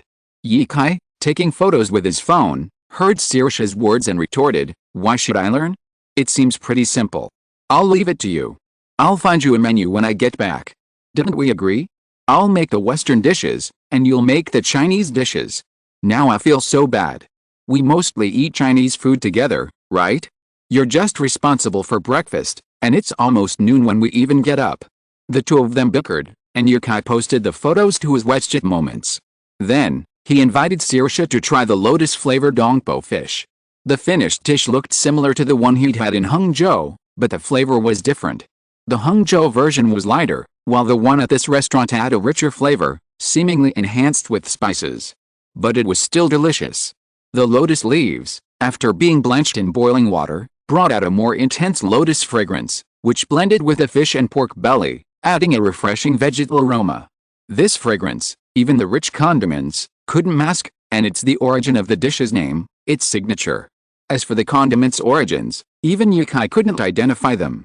Perhaps they were unique to Yunnan cuisine, and since Yukai had never tasted them, he couldn't quite place them. Yunnan cuisine is a regional style of Chinese cuisine with the most prominent ethnic characteristics. It's heavily influenced by Sichuan cuisine, but the flavors also differ significantly.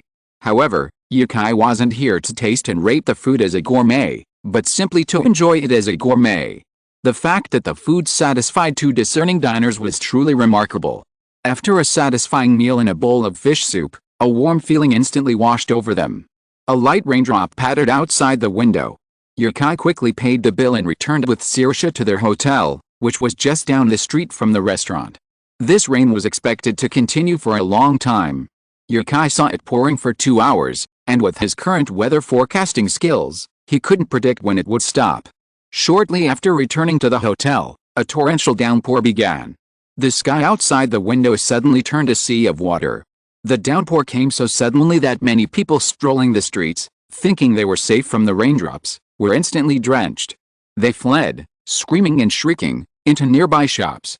The windows were already closed, and Saoirse, sitting on a bench on the balcony, watched the downpour and the people taking shelter with amusement. Suddenly, she opened the window and shouted, "It's raining hard. La la la." Rain poured into the room on the wind. Ye Kai, who was writing a song, frowned and said, "What the hell are you doing?" Saoirse, also drenched by the rain, quickly closed the window and turned to make a face at Ye Kai. She saw him writing something on the table and curiously came over to see. "What are you writing?" "A song." "A song?" Saoirse, intrigued, pulled a bench and sat next to Ye Kai to watch him write. Music was a shared hobby, but Ye Kai hadn't made it his main profession. He was writing a song he had come up with while hiking in the snow-capped mountains. Ye Kai had written it down on his phone's notepad at the time, and now he was writing it down in his notebook. Although using a computer would be more convenient, Ye Kai felt that writing a song in black and white was more ritualistic and more inspiring. Saoirse looked at the musical notation Ye Kai had written and silently recited the melody, finding herself unable to think of a specific performance for the song. "What song is this?" Ye Kai continued, his hand still gazing at his writing. "This is a song I came up with by chance. I think it's perfect for Chinese classical dance, so I'll write it down first." "Chinese classical dance?" Saoirse paused, then asked, "What's the name?" "I haven't thought of it yet. The piece wasn't even finished yet. He'd have to wait until it was officially finished before deciding on a name." As Ye Kai wrote the melody, he was thinking about the dance moves. But he had no knowledge of classical dance. He'd have to ask Josihu for help. Since she danced classically, it shouldn't be difficult for her to find a choreographer. The more he wrote, the more he loved the piece. "Gazheng, yankin, chimes, is it convenient to use chimes now? Forget it, let's use other instruments instead. This part of the gazheng is not easy to express, so let's use the pipa. Finger rolling is still very convenient." It took Ye Kai half an hour to arrange the song. After all, the melody had already been decided. After putting the last dot on the paper, Ye Kai suddenly stopped. The song was finished, and now he should think about the name of the song. Saoirse had been watching Ye Kai write the song, and when she saw him stop here, she asked, "Is that all? The song is not finished yet." "No, it's already finished." Ye Kai thought of the source of inspiration for the song at this time, and picked up the pen to write Water Dance. Let's call it Water Dance. Chapter 317 Dianchi Lake. In one afternoon, Ye Kai finished 2 songs. In addition to the Water Dance, he also wrote a Harry Potter theme song. Arriving in a new city itself was a source of inspiration, and with the rain, Ye Kai barely paused as he wrote. Unfortunately, the cold, drizzling rain meant he couldn't go out today. Saoirse clasped her hands around a pillow, listening to music with a hint of boredom. Yesterday, after a long day of driving, today was only the first day of their official trip, and she hadn't expected such heavy rain. It hadn't been a good start. However, the next day was a gloriously sunny day. The highland weather made the sky even more azure, and the sunlight, like a golden hue suspended on a blue canvas, gently bathed everyone. Kunming was truly a livable city, and Ye Kai loved the weather. Even on a sunny day like this, the temperature never exceeded 25 degrees Celsius, while in Chengdu, it was often above 35 degrees. And in Kunming, if you felt too hot, you could find shelter from the sun. The shade would provide plenty of relief. In Chengdu, even without air conditioning, the heat would wake you up in the middle of the night. While distinct seasons have their merits, Ye Kai still prefers cities with year-round spring vibes, neither cold in winter nor hot in summer, allowing him to stay home without the need for air conditioning. After breakfast at the hotel, the two drove to Dianchi Lake. Ye Kai had long held a fascination with the lake.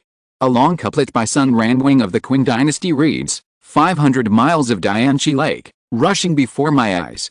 Undressed on the bank, I rejoice in the boundless expanse. 500 miles of Dianchi Lake rushing before my eyes, he mused. What a scene.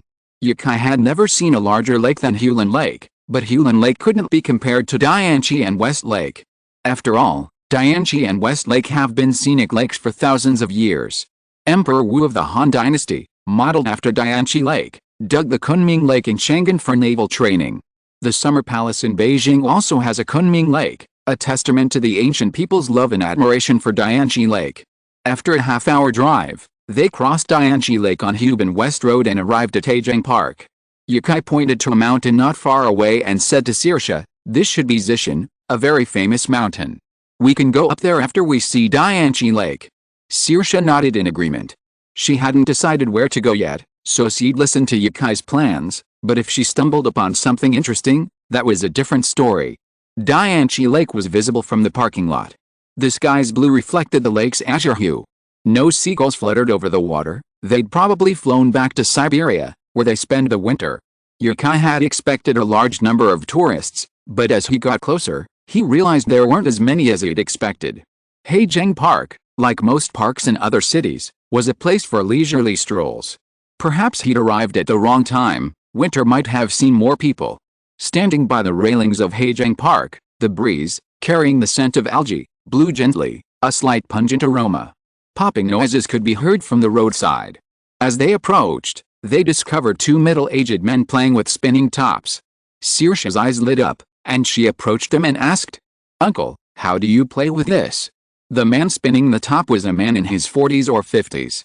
He looked a little confused when he saw Saoirse, as if he didn't quite understand what she was saying. Yukai walked over, smiled at the man, and said, "Excuse me, this is my girlfriend. Is there anywhere around here that sells wooden spinning tops like this?" "Oh, now I understand what this girl is talking about. She's asking me how to play with a spinning top. Haha, sorry, I'm old and hard of hearing." He first answered Saoirse cheerfully, then continued, "There's no one selling them around here. We made this ourselves. Don't you find this abroad?" Yukai shook his head and said, "At least I haven't seen it abroad, but judging by Saoirse's looks, I don't think they've seen it." "Oh, Saoirse, that's her. She's from Ireland." "Ireland? Oh, what a great place. Do you want to try it, little girl?" The man was still very kind, his smile quite approachable. Saoirse's Chinese might have been a bit jarring, but she could still understand. Upon hearing the words, she immediately said, "Yeah, try it." "Okay, I'll show you guys first. Stand back a little." The whip was a meter or two long, and it crackled as it was swung. Saoirse was a little frightened, taking several steps back until she was at least 5 or 6 meters away. "Just shovel the top this way." The uncle positioned himself and swung the whip downwards. Snap! Saoirse, terrified, clenched her fists over her mouth, but her eyes remained fixed on the top. The blow made the top spin even faster, even making a continuous noise in the air. The surrounding airflow was also affected, sweeping away dust and sand from the ground. The uncle handed the whip to Saoirse and said, "Swing gently, don't hit yourself." Saoirse was gentle at first. After 2 lashes, there was no movement. Instead, the top spun slower and slower, almost stopping. This made Saoirse anxious. Without thinking, she whipped hard. Suddenly, the whip snapped, startling even Saoirse herself. She stood there, stunned as a log. Yukai checked to see if Saoirse was hurt. Only after he saw she hadn't hit him did he glance down at the ground. The spinning top had stabilized. Saoirse regained consciousness, staring at the spinning top with surprise. As if she had found the trick, she swung the whip repeatedly, a continuous crackling sound filling the air. Seeing Saoirse's excitement, Yukai felt a strange chill in his heart. "Let's not learn how to whip, okay?" After playing with it for 20 minutes, Saoirse reluctantly handed the whip back to the uncle. The uncle smiled and said, "Have fun. This park is quite nice, and Zishan is worth a visit. I'm here often. Come visit when you have time." Saoirse couldn't process these words. Yukai nodded and said, "Okay, thank you, uncle." With that, he took Saoirse by the hand and walked away. "This thing is too dangerous, stay away from it." Hajang Park is almost built along the Dianchi Lake, with railings at the edge. The two walked slowly along the lake. There were yacht and speedboat rides on the way. The speedboat costs 300 and the yacht 80. "Do you want to take a speedboat?" Yukai asked Saoirse. "No.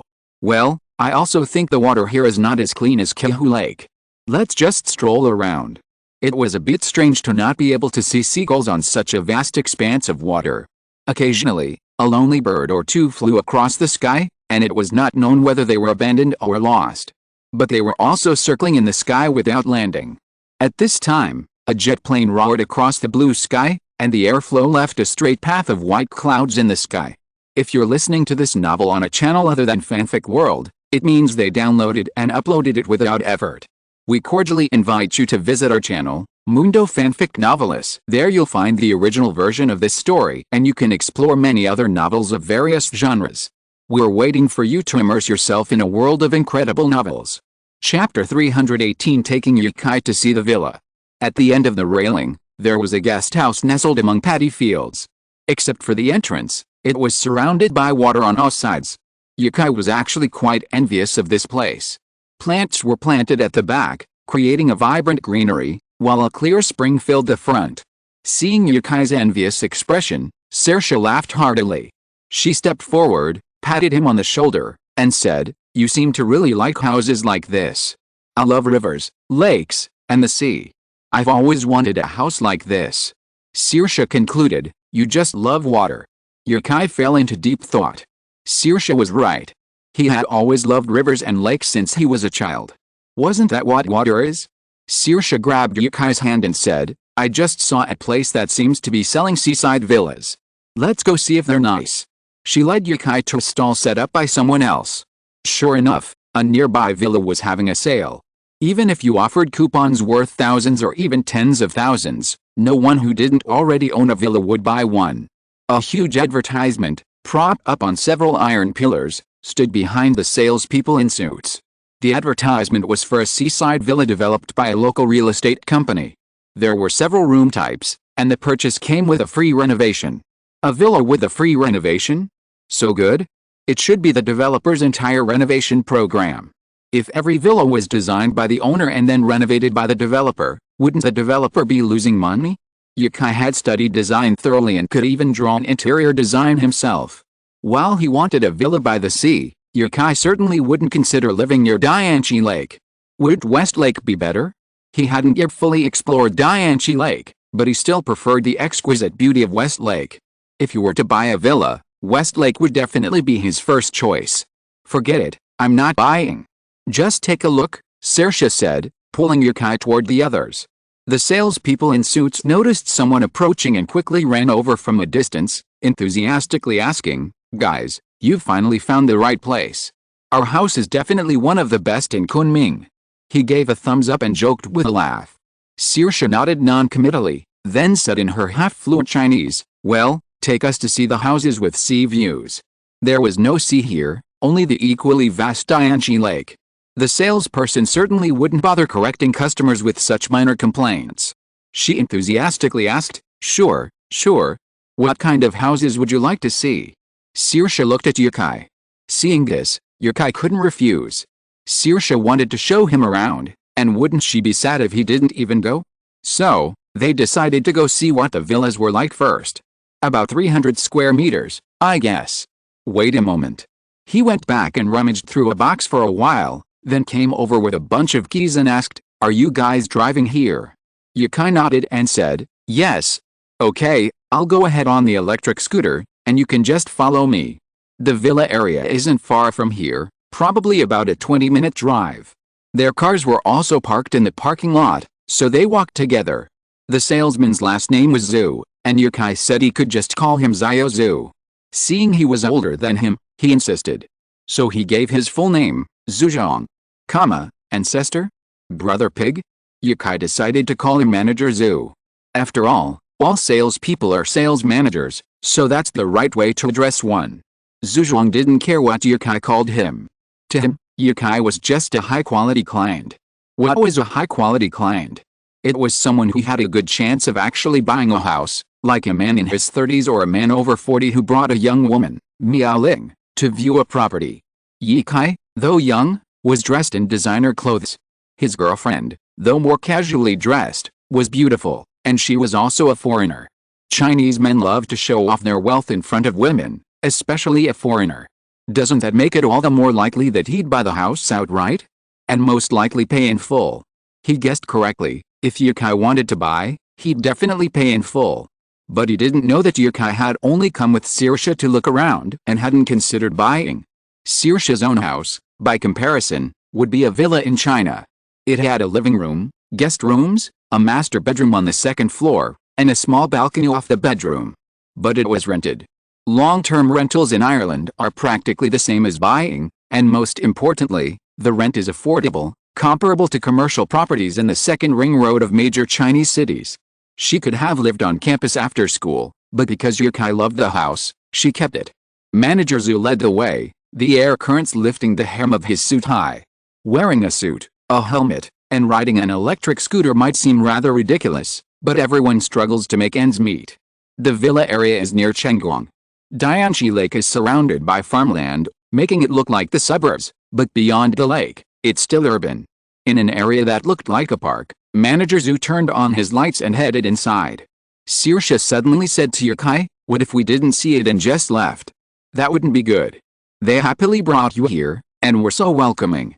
But then they just left without saying anything. That's a bit much?" Seeing Yukai's embarrassment, Saoirse chuckled and said, "I was just kidding. I just wanted to see how you'd respond." "Okay, good job." The car stopped in front of a villa. Manager Zhu got out and took off his helmet. Yukai also parked the car and got out. Saoirse wondered if her own savings could buy such a house. She hadn't withdrawn the money from her parents' death, and combined with her previous year's earnings from her band, she should be able to scrape together €250,000. Manager Zhu unlocked the gate with his key, revealing a garden with ready soil and artificial flowers. "No one lives here. These flowers might not have fragrance, but they look beautiful. We don't have much else in Kunming, but we do have plenty of flowers, and they're cheap. When you move in, we'll give you a room." The open garden was large, convex in shape, with a protruding portion already inside the building, and a patio overlooking it.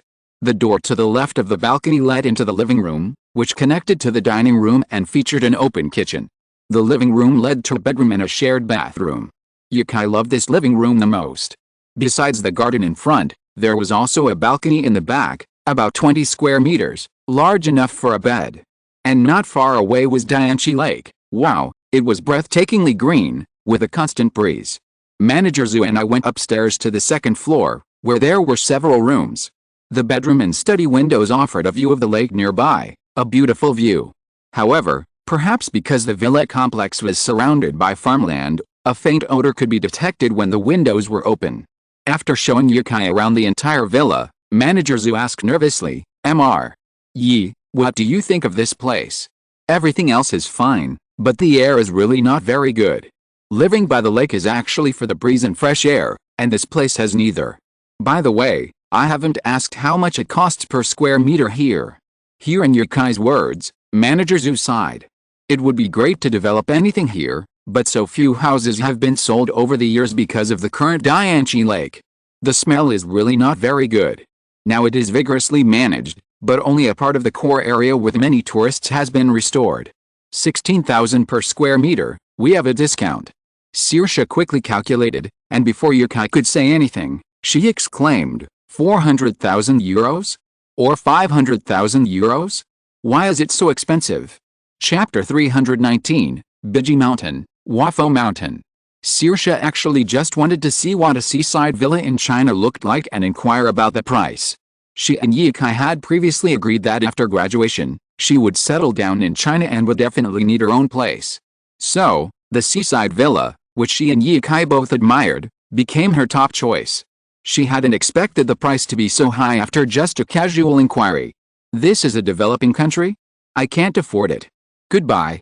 If Yukai knew Saoirse's thoughts, he would definitely reply, "You might have some misunderstanding about Chinese housing prices. While Chinese housing prices aren't as high as London or Tokyo, they're still more average. After housing prices in first and second tier cities were controlled, prices in third and fourth tier cities, even county towns, began to rise again.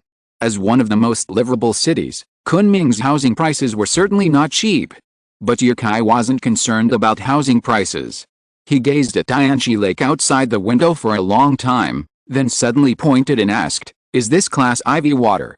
From this point, the water was green. While green waters and green mountains are considered lush, this green color was clearly abnormal. It was a sign of eutrophication. It's not that drinking this water is nutritious, maybe watering vegetables would be more useful. Manager Zhu's smile was a little stiff, but he continued to talk about the location and the fresh air from the surrounding greenery. The price wasn't too high, After all, since it was right by Dianchi Lake. A villa like this near West Lake might cost over 5 million yuan for just 200 square meters. Someone nearby was raising pigeons, and flocks of them flew past the window. A few perched on the balcony railing, tilting their heads to watch the three people in the window. Manager Zhu thought he might be in trouble again. Yukai and Saoirse were staring at each other, their eyes revealing a tacit understanding. Still watching. Let's go. Saoirse felt she needed to make more money. She had previously considered releasing a music album, an accomplishment, but now it seemed she couldn't even afford a house. This small achievement, she still had to keep working hard. The layout of the house was actually quite good. If the waters of Dianchi Lake were cleaner, perhaps Yukai would have bought it. At the very least, he'd have fulfilled his dream. But money can't be wasted, right? If they clearly don't like it and won't live there often, wouldn't the money be wasted? After leaving the villa on the edge of Dianchi Lake, Yukai returned to the middle reaches of the lake, towards Zhejiang Park. Generally speaking, the waters here look the cleanest. They came here to take the cable car. The cable car here spans Dianchi Lake and goes directly up to Zishan Mountain. Perhaps the most beautiful view from Zishan Mountain is the entire city of Kunming. Standing on Zishan Mountain's observation deck, Dianchi Lake lies below, and across from it lies most of Kunming. The entire city seems like a miniature toy, spread out before you. The scent of an unknown flower wafted from all directions. Saoirse searched around and saw many souvenir vendors under the tour bus, some selling fresh flowers. The bright red flowers were about the size of a serving plate. The flower vendor beamed with delight upon seeing a foreigner. Would you like to buy some flowers, young lady? 15 yuan a flower. Buy 5 and I'll give you a vase. 5 flowers? That's a lot. They're hard to hold. Easy to hold, easy to hold. I'm giving you a vase. Just hold it. It's very small, look. As she spoke, she pulled a miniature vase from a nearby cardboard box. Saoirse gestured at it. It was about the size of Yukai's fist. If it were to hold flowers, it would have to be cut very short. Saoirse was tempted, the pattern on the vase was adorable. She turned to look for Yukai, but found him walking towards her. She quickly said in English, let's exchange some money. I don't have any Chinese currency right now. You have WeChat, Yukai said. Seeing that Saoirse didn't react, Yukai continued, you click on the scan function on WeChat, and then scan other people's QR codes. I gave you so many red envelopes, it should be about 1 or 2,000. When I was visiting people before, Yukai sent 1,834, and there were some sporadic amounts sent before. Saoirse took out her mobile phone and checked her balance. There was more than 2,000 yuan in it. She looked up and asked in surprise, can I use it this way? How else can I use it? Yukai rolled his eyes at her. So you don't know how to use WeChat? By the way, he asked the price, how much is one? 15. Yukai stopped Saoirse who was about to buy something. 15 yuan for a rose, are you kidding me? When Yukai is at home, he will buy flowers and put them in the living room to purify the air. In the flower shop near the community, a rose only costs a few yuan because Yukai is an acquaintance. And in Kunming, the flower capital, a rose without any packaging is sold for 15 yuan? He pulled Saoirse away and said, this is the flower capital of China. I remember someone told me that there is a big flower market here. If you are nearby, I will take you to see what a sea of flowers is. The lady selling flowers shouted, hey, why are you leaving? I have already packed it for you, why are you leaving? Who should I sell it to? Yukai took a look and saw that the flowers were put directly into the plastic bag without any processing. At most, they were put back into the pile of flowers. Just put it back. After saying that, Yukai took Saoirse away and got on a sightseeing bus of the scenic area. The sightseeing bus circled along the kilometer, and someone inside was explaining the origin of Zishan. He was a tour guide of a small tourist group. According to legend, in ancient times, a phoenix stayed on Zishan. People who saw the phoenix didn't know what it was, and the people at that time didn't read much. So they called the phoenix a Biji, and the mountain was also called Biji Mountain. Because it is shaped like a sleeping Buddha, it is also called Sleeping Buddha Mountain. During the Yuan dynasty, the scenery here was the first of the 8 scenic spots in southern Yunnan. During the Ming dynasty, it was the crown of the 4 famous mountains in Nan'an. The scenery we are going to visit next includes Huading Temple, Teho Temple, Sanking Pavilion, Nayar's Tomb, and Magnolia Garden. Among them, the Magnolia Garden is hidden deep in the lush forests and bamboo groves. To go to some attractions that you don't know much about, you really need a tour guide who is familiar with local legends and scenery. They not only take you to visit scenic spots and historical sites and plan routes. More importantly, when you are shopping with awe, they can tell you the story of this attraction without hesitation, or the story that happened at this attraction. Aren't the reasons for coming to these scenic spots just to hear these things? If you don't know the history of a place, then you come here to see a wooden house, or a stone tablet, a plaque. You have to know what these things mean, so that you can empathize with a cultural relic and start to protect these ancient legends. Chapter 320. Who are you, handsome guy? The mountain was quite steep, covered in couplets and inscriptions by famous people, so densely packed that practically every step revealed a new scene. If there were any famous handwriting, the guide would have the driver stop and take the group down to view ancient poetry. Most of the poems praised the beauty of Dianchi Lake. There were many scenic spots, and some of the roads were narrow, jutting out from the cliffs. Looking down at the high cliffs below, Saoirse felt her legs weaken. Yukai felt better. Compared to the path he had taken on the snow mountain, this one was much smoother and easier to walk on. The entire route was paved, the air fresh and the scent of the forest strong. Occasionally, you could see women dancing on the roadside. Ultimately, the greatest significance of Zishan is that it provides a commanding vantage point from which to overlook Dianchi Lake and the city beyond. In ancient times, when cities were smaller than they are today, standing on Zishan could practically see the entire city of Kunming. The guide didn't drive the two away, but let them follow the car until the foot of the mountain. Only then did he smile and nod at Yukai, then led his group away. On the way back, Yukai's face was filled with nostalgia. Saoirse, half understood, was still pondering what the guide had said, her expression alight with enlightenment every time she grasped a word. What a genius. Yukai recalled memorizing words in college, 6,000 words he'd memorized for years and still couldn't memorize. But now it was so much easier. Going to a new country, you're taught an unfamiliar language straight away. Perhaps one day you'll be fluent in dozens. Today's time was spent at Dianchi Lake. The entire day was spent exploring the various attractions, with only 2 or 3 hours of travel time, buses, cable cars, etc., at most. As darkness fell, the two of them had dinner outside the park before preparing to drive back. The car pulled out of the parking lot and followed a navigation system toward the hotel. Dianchi Lake receded further and further away, the last glimpse obscured by the city buildings. Saoirse finally withdrew her gaze and squinted in the passenger seat. She was a little sleepy. She'd walked a lot today, spending a lot of time walking. Even though she'd taken cable cars and buses up and down the mountain, it hadn't alleviated her fatigue at all. There were so many things to see today. After so much surprise and excitement, all that was left was endless fatigue and sleepiness. Soon Saoirse fell asleep. Yukai slowed down and drove carefully, closing the windows on both sides to try not to disturb Saoirse's rest. After driving more than half of the way, Yukai suddenly remembered that he wanted to take Saoirse to the flower market. He didn't know if she still had the energy. But you can take your time in the flower market, and there should be seats to rest. So Yukai turned the car around and headed towards the Down-in Flower Market in Kunming. Following the navigation, the car soon arrived at the destination.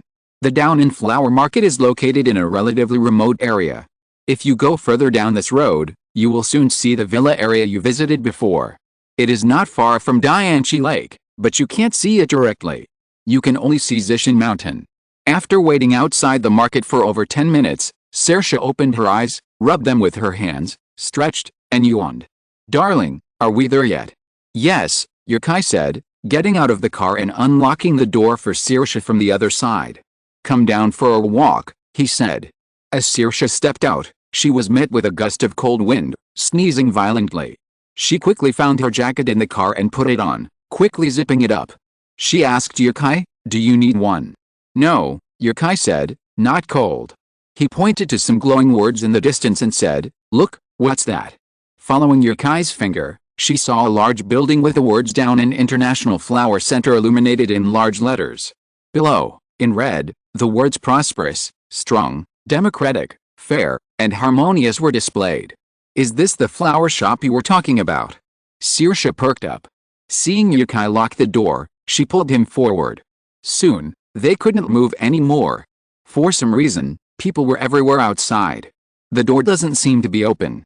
Saoirse frowned. Yukai saw that the door to the Down and Flower Market was still closed, but there was still a light coming from inside, as if someone was sorting something. So many people were standing outside. Were they all kicked out? Or perhaps they hadn't entered yet? Yukai stopped a passerby who was strolling around.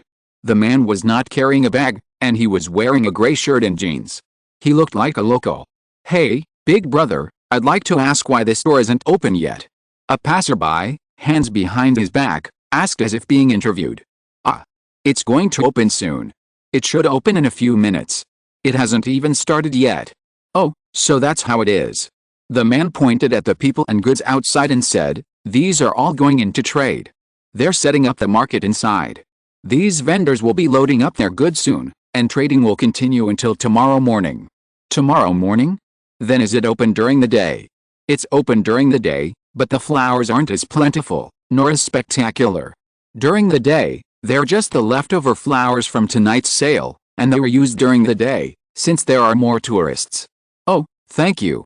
It turns out that the Down and Flower Market mainly opens after 8 p.m., closed to 9 p.m., and is most spectacular at night, not during the bustling daytime. Yukai saw that his friends' WhatsApp moments were all posting daytime pictures. It turns out he didn't know the proper way to navigate the Down and Flower Market. He'd stumbled into it by accident and happened upon the bustling opening. The crowds grew larger and larger, filling the streets outside the Down and Flower Market. Vendors' carts were laden with flowers, and even more were likely just people selling and admiring the flowers. It felt almost as lively as the Spring Festival Temple Fair. And it was nighttime, a quality only felt at temple fairs after traditional festivals. Yukai had rarely witnessed such a bustling scene. His eyes flickered, and he wondered if he should start a live stream. It would be a shame not to show his fans this scene. He said to Saoirse, "There are too many people here. Make sure you put your phone down. Stay close to me and don't stray too far." Then he pulled out his own phone and opened the live streaming app, which hadn't been used in a while and had been automatically categorized as idle by the phone system. After starting the live stream, Yukai quickly changed the name of the app to, "I heard this is a place where you can buy flowers at bargain prices." He waved the phone around, the darkness not diminishing the live stream's quality. The images were crystal clear, both his own face and Saoirse's face, staring at the camera from behind him. Clearing his throat, Yukai said, "I'm currently in Down and Flower Market, Asia's largest flower market, in Kunming, South Yunnan. Look behind me." Yukai turned his phone, allowing netizens to see the crowds of people jostling each other behind him. The entire street was completely blocked. The comments were indeed, "Who are you, handsome guy? Who's that girl looking at the camera behind you, handsome guy? The legendary Saoirse? I specifically searched for her songs, they're pretty good. Kai's girlfriend. My youth is over. Handsome guy, please take off your hat and mask, thank you." Chapter 321 Flower City. Yukai looked at the comments, feeling they were missing the point. "I'm taking you to Asia's largest flower market, and you actually want to see me." Netizens first expressed their excitement at not seeing Yukai for a long time, then noticed the variety of flowers surrounding him, even those that weren't supposed to be in season. Flowers are called fresh because they're so difficult to preserve. Once picked, a flower will quickly wither and die if not properly cared for. Even if you water and repel insects regularly, it will still wither, it'll just bloom a little longer.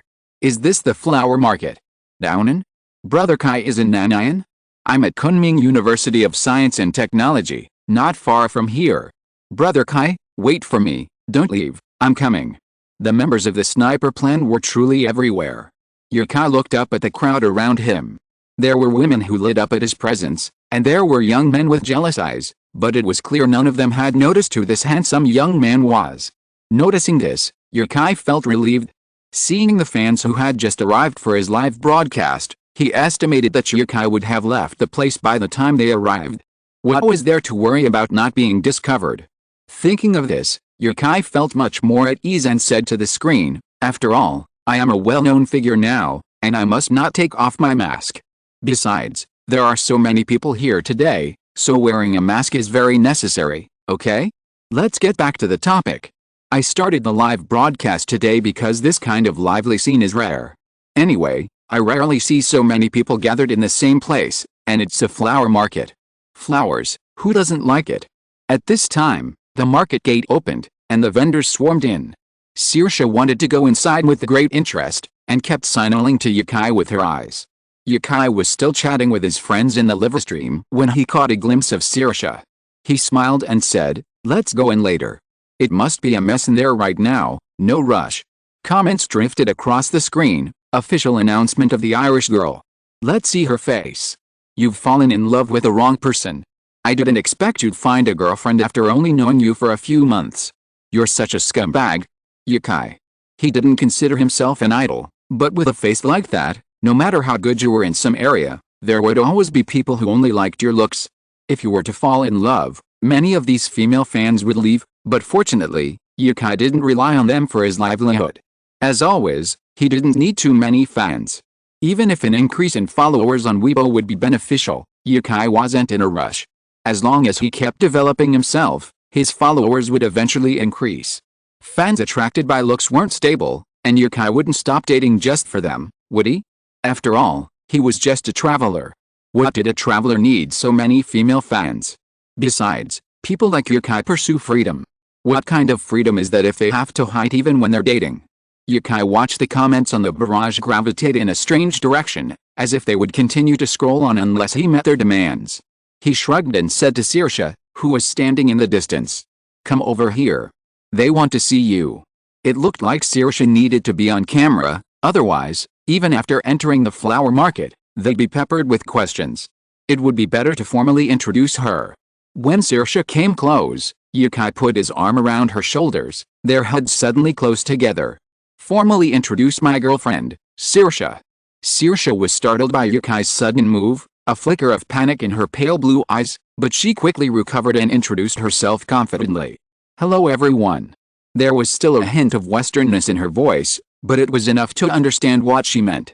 Chinese people are very tolerant of foreigners speaking Chinese. If you study diligently, you'll understand. It was also the first time netizens had seen Saoirse up close. Her youthful beauty stunned many long-time lurkers, who gasped in amazement. While Saoirse wasn't exactly the most beautiful by Chinese standards, she possessed the aura of a Hollywood heroine, and paired with her crisp style, she was incredibly captivating. After releasing Saoirse, the two headed towards the market. With fewer people and fewer vendors, the streets had become largely empty. Most people, like Yukai, waited outside for vendors to display their flowers. Entering the market, Yukai's first impression was chaos. Less than 5 minutes after opening, the first floor stands were already overflowing with a variety of flowers, and nearby, in the open space, were the same flowers he'd seen on the street. The flowers were neatly stacked in bundles, their petals covered in paper bags. As Yukai approached the enveloped blossoms, he discovered that many were roses, their fragrance filling the air. The blend of various flowers was indescribable, an indescribable aroma. But the main scent Yukai smelled was still roses. He turned his phone around, letting his friends see more of the scene, and said, "This place feels a lot like a market." The stands where the vendors display their flowers would be like vegetable stalls in a market. Maybe it's because the market is new, so it's a bit messy, but not dirty. And the smell is wonderful, very fragrant. Yukai described his experience carefully and took photos of the bundles of flowers. Passing by a stall, Yukai remembered that he had to sell roses to Saoirse, so he asked the woman behind the stall, "How much are these?" The woman, who was under 30 and holding a baby, said, "Oh, 3 bunches for 10 yuan." Yukai looked at the bundles, which seemed to contain 5 or 6 roses. They were so much cheaper than those at West Mountain. He bought a 10 yuan rose for Saoirse to hold, and he would take it back to the hotel. It was worth it just to smell them for one night, for only 10 yuan. He continued asking about roses. 2 bunches for 10 yuan. These were the ones the boss had unwrapped. Over there were wrapped roses, each for 60 yuan. The center was neatly arranged, surrounded by green leaves and wrapped in pink wrapping paper. 99 wrapped roses, adorned with baby's breath, cost only 180 yuan. Yukai was truly astonished by the prices of flowers here. Back then, 20 or 30 roses, plus 2 ugly white bears, had cost him over 200 yuan. But here, beautifully wrapped roses were available for 60 yuan. Valentine's Day here was truly affordable. The netizens in the live stream who heard the boss's price were also stunned. The wholesale price of these flowers, wasn't it that cheap? Even the wrapped ones were only a few dozen yuan. But they soon reassured themselves. After all, it was the flower city, the place where flowers were grown, so of course they were cheap. There's a saying in China that 7 out of 10 roses in the country come from Kunming. Now, after all, seeing this place, the flower city's reputation was well deserved. Chapter 322 My live broadcast relies on talent. The entire flower market was incredibly large, like a train station waiting hall. Even without the vendors, it could still accommodate tens of thousands of people. Saoirse walked over to Yukai, holding the roses she had just bought, and said, "Yee. These flowers are beautiful too."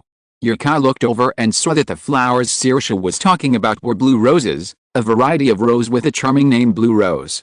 "We can't take them away even if we buy them." Saoirse already had a lot of roses, and she had a lot of blue roses too, about 50, and the thought of carrying 2 was exhausting.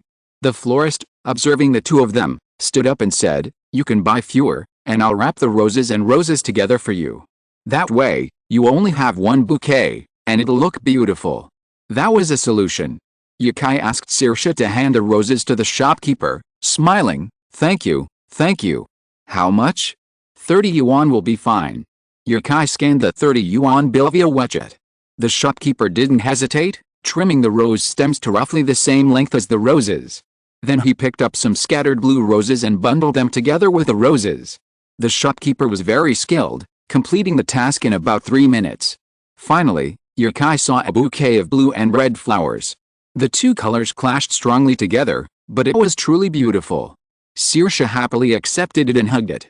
Going up to the second floor, it was all about succulents, in small and large pots. Small pots were 6 for 10 yuan, and large pots were 10 yuan each. Yukai's liver stream name was right. The flowers here were truly affordable, with a wide variety and beautiful colors. Another advantage of the second floor was that you could directly see the grand spectacle of the first floor from the railing. Countless flowers, countless people, and the entire market was filled with the fragrance of flowers. Despite being located in a busy city, this place is undoubtedly a remarkable attraction. Yukai shook his head and sighed. Seeing the prices here, I really want to buy more, but I can't afford that much. Nan'an isn't far from Chengdu either. What do you think? Should I buy some to sell back?" A comment echoed, 111, "Sure, I'll take more." Yukai smiled and said, "So there's a boss waiting, but I think the flowers will wilt by the time I get them back. I still have a few days to travel." Someone in the comment threaded questions about Yukai's itinerary, but Yukai ignored them and continued to show them the flowers. The advantage of succulents is that they're cute and easier to grow than fresh flowers. Because they're so small, you can easily fit dozens of them on a single bedroom balcony, creating a beautiful display. Consequently, there's a trend towards growing succulents. Yukai often sees women raising them on his social media. Those who have the time to care for flowers at home are mostly women. It seems like men aren't particularly interested. If Yukai were to keep them, he'd probably forget to water them 7 days a week. I'd be better off reading a book or playing a couple of games with that time. Even if watering the flowers only takes a minute. After wandering around the market, Yukai discovered the auction hall on the second floor. Entering it led directly into a building next door, like opening a new map. I went into a room called Auction Hall 1. It's huge, too. It feels like a combination of a school lecture hall and a stock exchange. There were hundreds of tables, each seating 2 or 3 people, but it seemed empty right now. The room was completely bare. There was no podium at the front, but 5 massive screens, displaying something Yukai couldn't quite make out. Yukai read the content displayed on a distant screen: Xiaoping flowers, golden and black, sunflower? Is that a flower variety? The screens seemed to have glass on them, revealing computer disks and a woman in a white shirt working inside, wearing headphones. She looked like she was in customer service. Only someone with Yukai's eyes could clearly see the tiny glass windows on the screens from the entrance. If someone else thought this place was really deserted, it seems not. There was a person writing something at a desk in front. Yukai and Saoirse looked at each other and walked over. People should be allowed to come in here, otherwise they would have been stopped by the security guard just now. So seeing that it was so lively outside and no one was inside, they were not very panicked. The person concentrating on writing was a woman, who was rather fat and looked to be in her 40s. "Hello." Yukai greeted. He wanted to ask what this place was for. Is it really an auction? But Yukai didn't see the auction table. He felt that this place looked more like a stock market center. The woman who was writing something in the notebook was startled when she heard Yukai speak. When she looked up and saw that it was a handsome stranger, her anger subsided a little and she replied, "Hello." When seeing a handsome man or a beautiful woman, perhaps few people would get angry the first time they see each other, right? And it's not a big deal. The woman glanced at the two of them, noticed a bouquet of flowers in Saoirse's arms, and asked, "Are you tourists visiting Kunming? This is the auction room. What can I do for you?" Yukai asked, "How does this auction work? Do they only sell flowers?" The woman nodded and said, "Yes, they only sell flowers. Only flowers that have passed quality inspection and grading can enter the auction market. During the auction, the seats here are occupied by merchants from all over the country. Are you live streaming?" "Yes," Yukai nodded, holding up his phone. She didn't say anything else, but continued to introduce the auction market to Yukai, or rather, to the people in the live broadcast room. "There was an auction here before, and there is no one here now. Oh, let me introduce myself. My last name is Sue, and I'm the auctioneer here." Yukai pointed to the electronic screen in front and said, "How do you read the information on it?" "We have more than 300 kinds of flowers, and there are 5 trading clocks on it. During the auction, 5 kinds of flowers will be displayed on it for merchants to bid, and the next kind of flower will be replaced after the auction." Yukai looked at the barrage and asked a question, "Are the flowers selling well this year?" The auctioneer smiled bitterly and shook his head, pointing to one of the electronic screens and said, "It's not easy to sell. Take this corolla for example. This is the rose with the largest planting area in Nanayan or even in China. It is mainly produced for Valentine's Day on February 14th every year, but this year," she sighed and said, "many roses are unsaleable now. I saw you live streaming, otherwise I wouldn't tell you these things. I was thinking, what if someone comes to buy flowers?" Yukai laughed and asked, "Sister, aren't you afraid that I'm a small anchor and not many people watch me?" "How could that be? I can tell from your appearance that there will be a lot of people watching your live broadcast. Does being handsome mean people will watch your live broadcast?" Yukai didn't believe it. It was obvious that I relied on my talent. Chapter 323, Encountering a Book Fan. A car was rapidly approaching the Down and Flower Market. Inside, the occupants were watching a live stream on their phones. A portly woman's voice emerged from the phone, undeniably telling her, "Your appearance tells me you'll have a lot of people watching your live stream." The driver smiled and said, "That woman's summary is quite insightful. Many girls are just waiting to watch Yukai's live stream and lick the screen." The people holding the phones also laughed. While they weren't fans of Yukai solely because of his looks, they understood what the girls in the live stream liked. There were 4 of them, roommates, attending Nanayan Polytechnic, not far from the Down and Flower Market. Upon discovering Yukai was live streaming near their school, they immediately sprang into action, driving towards the market. Encountering Yukai by chance is always a popular activity for his fans. Although Yukai is a celebrity, he never brings along bodyguards or assistants. His extensive travels and live streams provide many fans with opportunities for close encounters.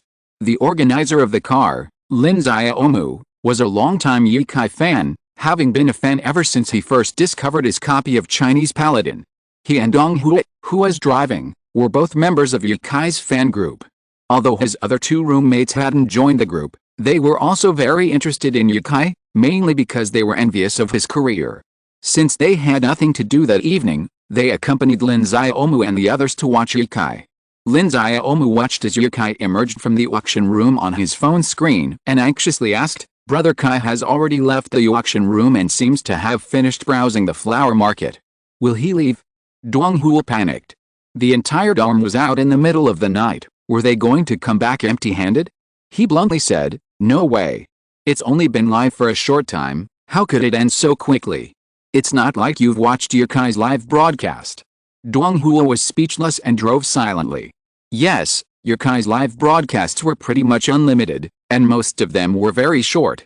He would just turn them off after broadcasting something he personally found interesting. He didn't even learn to chat more like other streamers. Perhaps hearing their calls, Yukai didn't turn off his live stream. Instead, he continued to wander around the first floor of the flower market, helping fans inquire about flower prices. Dong Hui quickly parked the car, and the four of them sprinted toward the Down and Flower Market building in the distance. If he'd bought that house earlier, perhaps Yukai would have hauled a cartload of flowers home from here. How cheap are flowers here? If you have a budget of 100 yuan and no particular preferences, you can buy a whole cartload of flowers with that 100 yuan. After leaving here, Yukai felt he wouldn't buy flowers anywhere else. Here, 2 bunches of roses for 10 yuan, 10 flowers per bunch, while flower shops charge 10 or 20 yuan for a single rose. He used to think it was nothing, but now it makes him feel like the owner is running a shady business. Thinking it was time, Yukai was about to end his liver stream when he suddenly noticed 4 breathless young men standing not far away, only a few years younger than him. They stared at him intently, a look that sent a chill down his spine. "Brother Kai. Hello, hello, hello. We're all your fans. Seeing you live streaming here inspired us to come. Luckily, you're still here, otherwise, our trip would have been in vain." It turned out to be a fan. Yukai breathed a sigh of relief. He had wondered what was wrong with university education in China. Knowing it was a fan, Yukai smiled quickly. Regardless of the reasons for these fans liking him, they always supported him, so Yukai was always grateful. He handed his phone to Saoirse and shook hands with each one, saying, "You guys, take a break. Why are you running so fast?" Lin Xiaomu felt a little aggrieved, thinking that if he hadn't heard, he'd be ready to turn off the live stream and leave. But being able to see Yukai was worth it, even if he got caught by the dorm supervisor. Non-fans might find it hard to understand the mindset of a fan. Lin Xiaomu and his group were actually quite reasonable. If Yukai had stated definitively that he was staying somewhere for a few days, perhaps a group of middle or high school students would skip school and come just to see him in person. Yukai wouldn't understand such a thought. He'd never truly been a fan, having only paid attention to Zhangzi, a beautiful girl his own age, in high school. But back then, he probably wasn't really into it. The topic had strayed back to the Down and Flower Market. Saoirse used her phone to record Yukai interacting harmoniously with his fans, while messages of congratulations floated across the screen. Meeting Yukai was a real treat for them. Lin Xiaomu suddenly felt lost for words, rubbing his hair awkwardly. "Brother Kai, it's so late, how about I treat you to some local Nanayan cuisine?" He'd expected Yukai to refuse. After all, he was a big star, so why would he go out for supper with him? But he was completely surprised when Yukai agreed. "Okay. Sorry, Brother Kai, you're going." Yukai nodded and said, "Even though we just had dinner, you said you'd treat me to some Nanayan specialties, and I suddenly feel like I can still eat a little." He could also live stream more to avoid being criticized again. Several people exchanged glances, then suddenly grew enthusiastic. One after another, they suggested, "Let's go to that little place outside the school." "Brother Kai, can you handle spicy food? How about getaway?" They hadn't expected Yukai to be so easygoing. Kunming often invited celebrities to perform at commercial events, and they had been there once or twice. The impression they had with those celebrities was that even though they were only 5 or 6 meters away, their aura clearly pushed them back hundreds of meters. It was so far away, it was practically impossible to communicate. Yukai, however, struck them as completely different. Although he didn't say much, he felt like a senior, a caring senior. Patient and gentle. Yukai whispered in English to Saoirse that they were going to get a late-night snack. The university students continued to discuss what to eat, and finally seemed to agree, Diandeo Snacks. Diandeo Snacks was the name of a night market located in the snack street outside the University of Science and Technology. As expected, every university had a snack street outside, offering every imaginable local snack, all at very reasonable prices. Yukai followed their cart to the location. The glowing billboards were placed on the side of the road, without any awareness of occupying the street. Several tables were set up in the moonlight, emitting a hot aroma. Chapter 324 Stir-fried beef pupae. Chengdu also has many night markets like this. The air is better on the street than in the shops, but the difference is that Chengdu night markets always have giant fans whirring outside. That's unnecessary in Kunming at night. The temperature is naturally low, and there's a constant breeze, so it doesn't feel hot at all. Lin Xiaomu and the others were clearly regulars. After greeting the owner, they moved 2 tables together, forming a rectangular table. Before the food arrived, a few bottles of wine were brought up. 4 people lined up with glasses, waiting to toast Yukai. He wasn't shy, his drinking capacity had clearly improved, a few beers were practically water. But no one dared to persuade Saoirse to drink. After 2 common dishes were served, the waitress brought the 3rd dish, which was the specialty Linzaomu and the others had mentioned. Yukai's expectant eyes suddenly froze. A basin-sized plate contained red and sour peppers, and bugs, about the same size as the peppers. That's right, it was insects. Stir-fried, they were gleaming with red oil, the flavor of the chili peppers blending into the dish. A fragrance Yukai had never smelled before began to fill the air. But, why did I suddenly feel full? Linzaomu said, you must have never had this before, right? Haha, Brother Kai, don't worry, it's beef pupae, and they're delicious. Another person chimed in, yeah, when I first came to Nanayan, I wasn't used to it. I refused to eat it even when someone told me to. But then, hey, it's so delicious. Saoirse clearly couldn't eat it, but she wasn't afraid. She stared at Yukai's phone for a moment, then said to him with interest, it seems like the comments are calling for you to try it.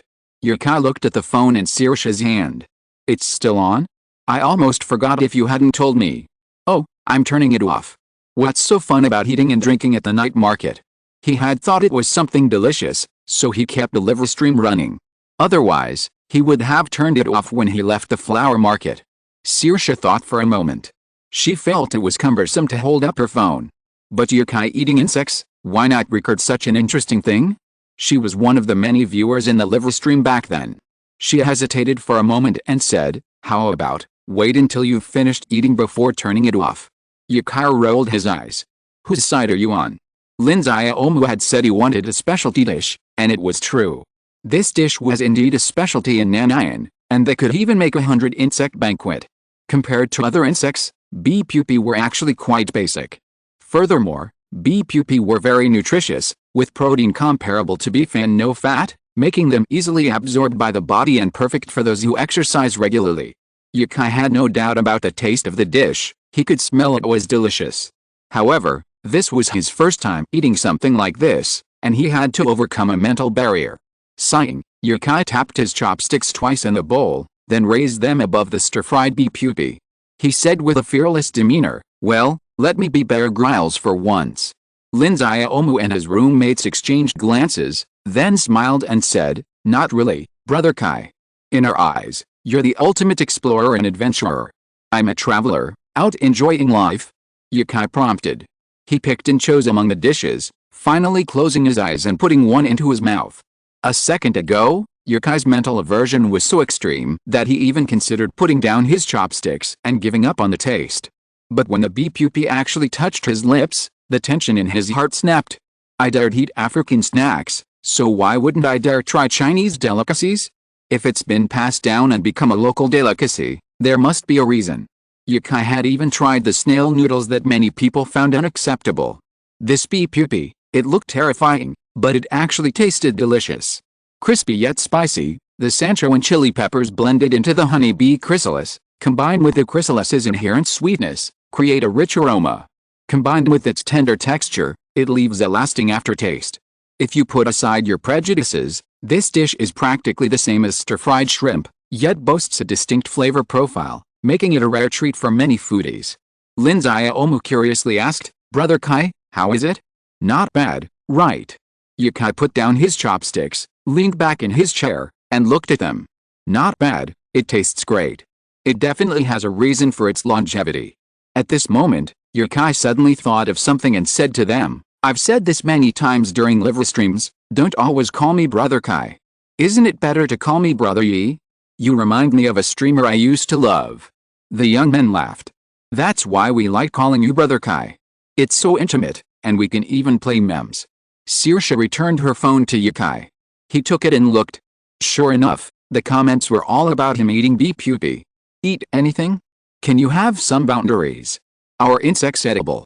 Yukai frowned and said, I used to be disgusted by it, but it doesn't really have any off flavor at all. It tastes like shrimp, crispy as a shellfish. If you get a chance, I suggest you give it a try. In some ways, aren't the lobsters, sea cucumbers, and squid we eat insects? It all comes down to personal attitude. But I won't advise you. I don't really like eating them myself. Whether you cancel your subscription or not is none of my business. I've said before that all the proceeds from this live stream will go to charity. I'm not trying to make money from you, so there's no need to be so aggressive. He didn't know who he had offended by eating bee pupae, but why was there suddenly so much criticism? If you really don't like it, you can just ignore it for now. You can always click on something else later. He felt sick again, had to zoom into HD to see it clearly, and finally criticized himself. What's the logic behind this? Could it be that I have encountered some black fans trying to manipulate the broadcast? Is it really that serious for my small broadcast room? Yukai's live broadcast popularity is definitely not comparable to that of the big anchors on the platform. Even Yukai's popularity is only 1 or 2 fractions of theirs. After all, the live broadcast is not on schedule, and it is so short. So since the start of the live broadcast, this is the first time that Yukai has seen someone trying to manipulate the broadcast room. Yukai's choice is to quit the live broadcast immediately. Out of sight, out of mind. It's a small matter, nothing to argue about. When Yukai first saw someone scolding him, he still felt a little uncomfortable, but after thinking about it, he realized that someone was deliberately trying to manipulate the broadcast. He was actually a little excited. Am I going to become a big anchor too? I heard that only big anchors will have people trying to manipulate the broadcast. I've been stuck in writing recently and haven't been able to write much. Chapter 325 First Arrival in Chang'an. No matter how Yukai tried to coax her, Saoirse never once tried this dish. In Saoirse's own words, even if it were truly delicious, better than any Chinese food she'd ever tasted, she wouldn't touch it. The resistance within her heart wasn't easily overcome.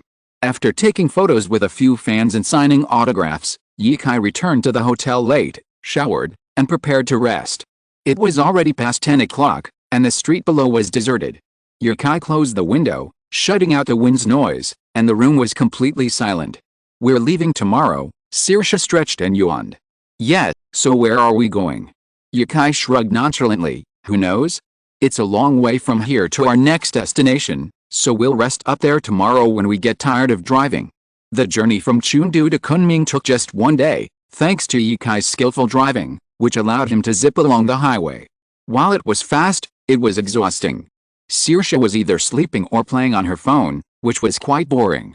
So, to avoid exhausting himself and her, Yukai planned to make several stops the next day. The next day, Yukai took alternate routes, sometimes on the highway and sometimes on provincial roads, traveling from city to city, visiting village after village. This trip earned Yukai a lot of check-in money. He even had 7 new map discoveries in his mind that day, which amounted to over 200,000 yuan. They stopped and started along the way, taking in many beautiful sights. In the evening, the car entered Sweet City. Yukai swore it was pure coincidence. The only way from Kunming to Chang'an passes through this area, and avoiding it would require a long detour.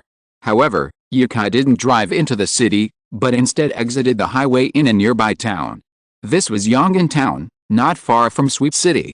There was a famous scenic spot called the Southern Sichuan Grasslands, where Yukai had been with his parents long ago. The scenery was pleasant, but the prices were too high. This was the impression Yukai had left for years. Those who haven't seen a grassland might think the Southern Sichuan prairie is vast and refreshing, but Yukai had truly experienced it, even learning to ride a horse there. There's a poem that goes, once you've seen the sea, all other waters are but puddles, except for Mount Wu, all other clouds are but mist. Having already seen the NMG prairie, what was there to care about in Southern Sichuan? So, the next day, without stopping, he hit the road straight away. He stayed 1 night in Hanzhong, and only reached Chang'an on July 10th. Upon arriving in this imperial land, Yukai felt, perhaps psychologically, that the air he breathed had become richer. Every inch of this land was a living history. He didn't do much on the way today. He drove directly from Hanzhong to Chang'an, which wasn't very far.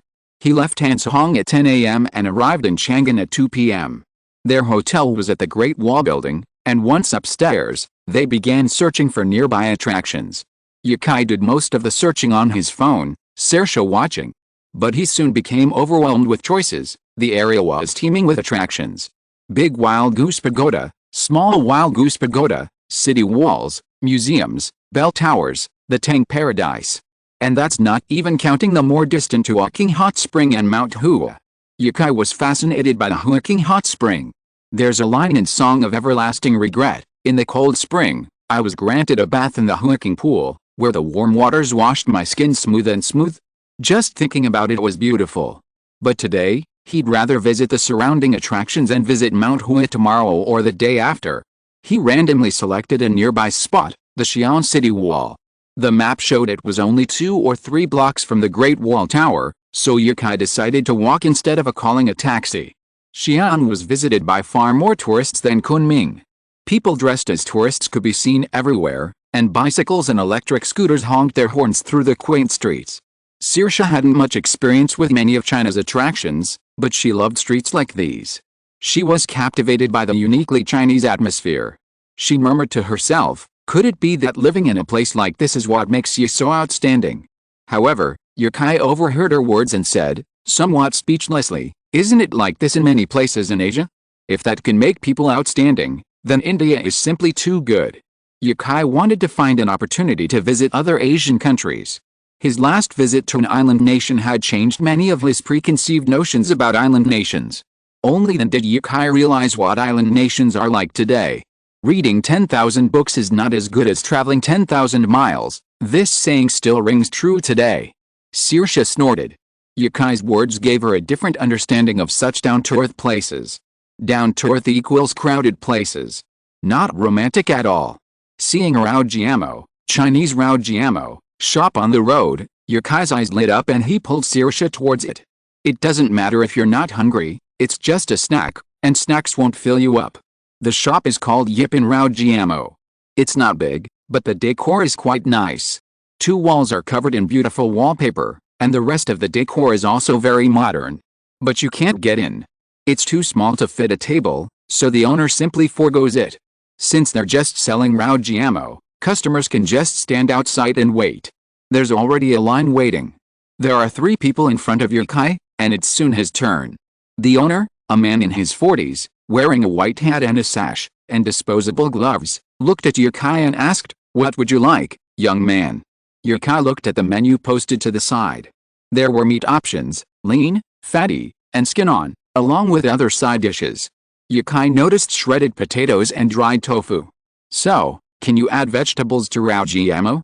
I want the lean and fatty ones, nothing else, 2 servings." Yukai didn't forget to order one for Saoirse. All the bejimro for Rao Giamo were placed in a box to keep them warm. The boss picked up one at random, scooped a little meat into it with a shovel-like tool, and a Rao Giamo was ready. Yukai handed this one to Saoirse, and after paying the bill, he took the second one from the boss. Saoirse had already started eating. Yukai put the phone back in his pocket and asked Saoirse casually, "Is it delicious?" "Delicious, delicious." Saoirse said this in Sichuan dialect, and she was as fluent as a local in Chengdu. Yukai said he asked in vain. No matter what he asked Saoirse to eat, she thought it was delicious. Yukai secretly said to himself that he would treat her to stinky tofu next time, but that was a matter for the future. Let's eat the food in his hand first. I went out of town for an exam yesterday and came back today. End of this chapter. Thank you very much for reaching the end. Don't forget to like. Looking for more exclusive content and immediate access? Subscribe to our Patreon. Remember, every like, subscription, or donation encourages us to continue. Thanks to everyone. See you in the next video.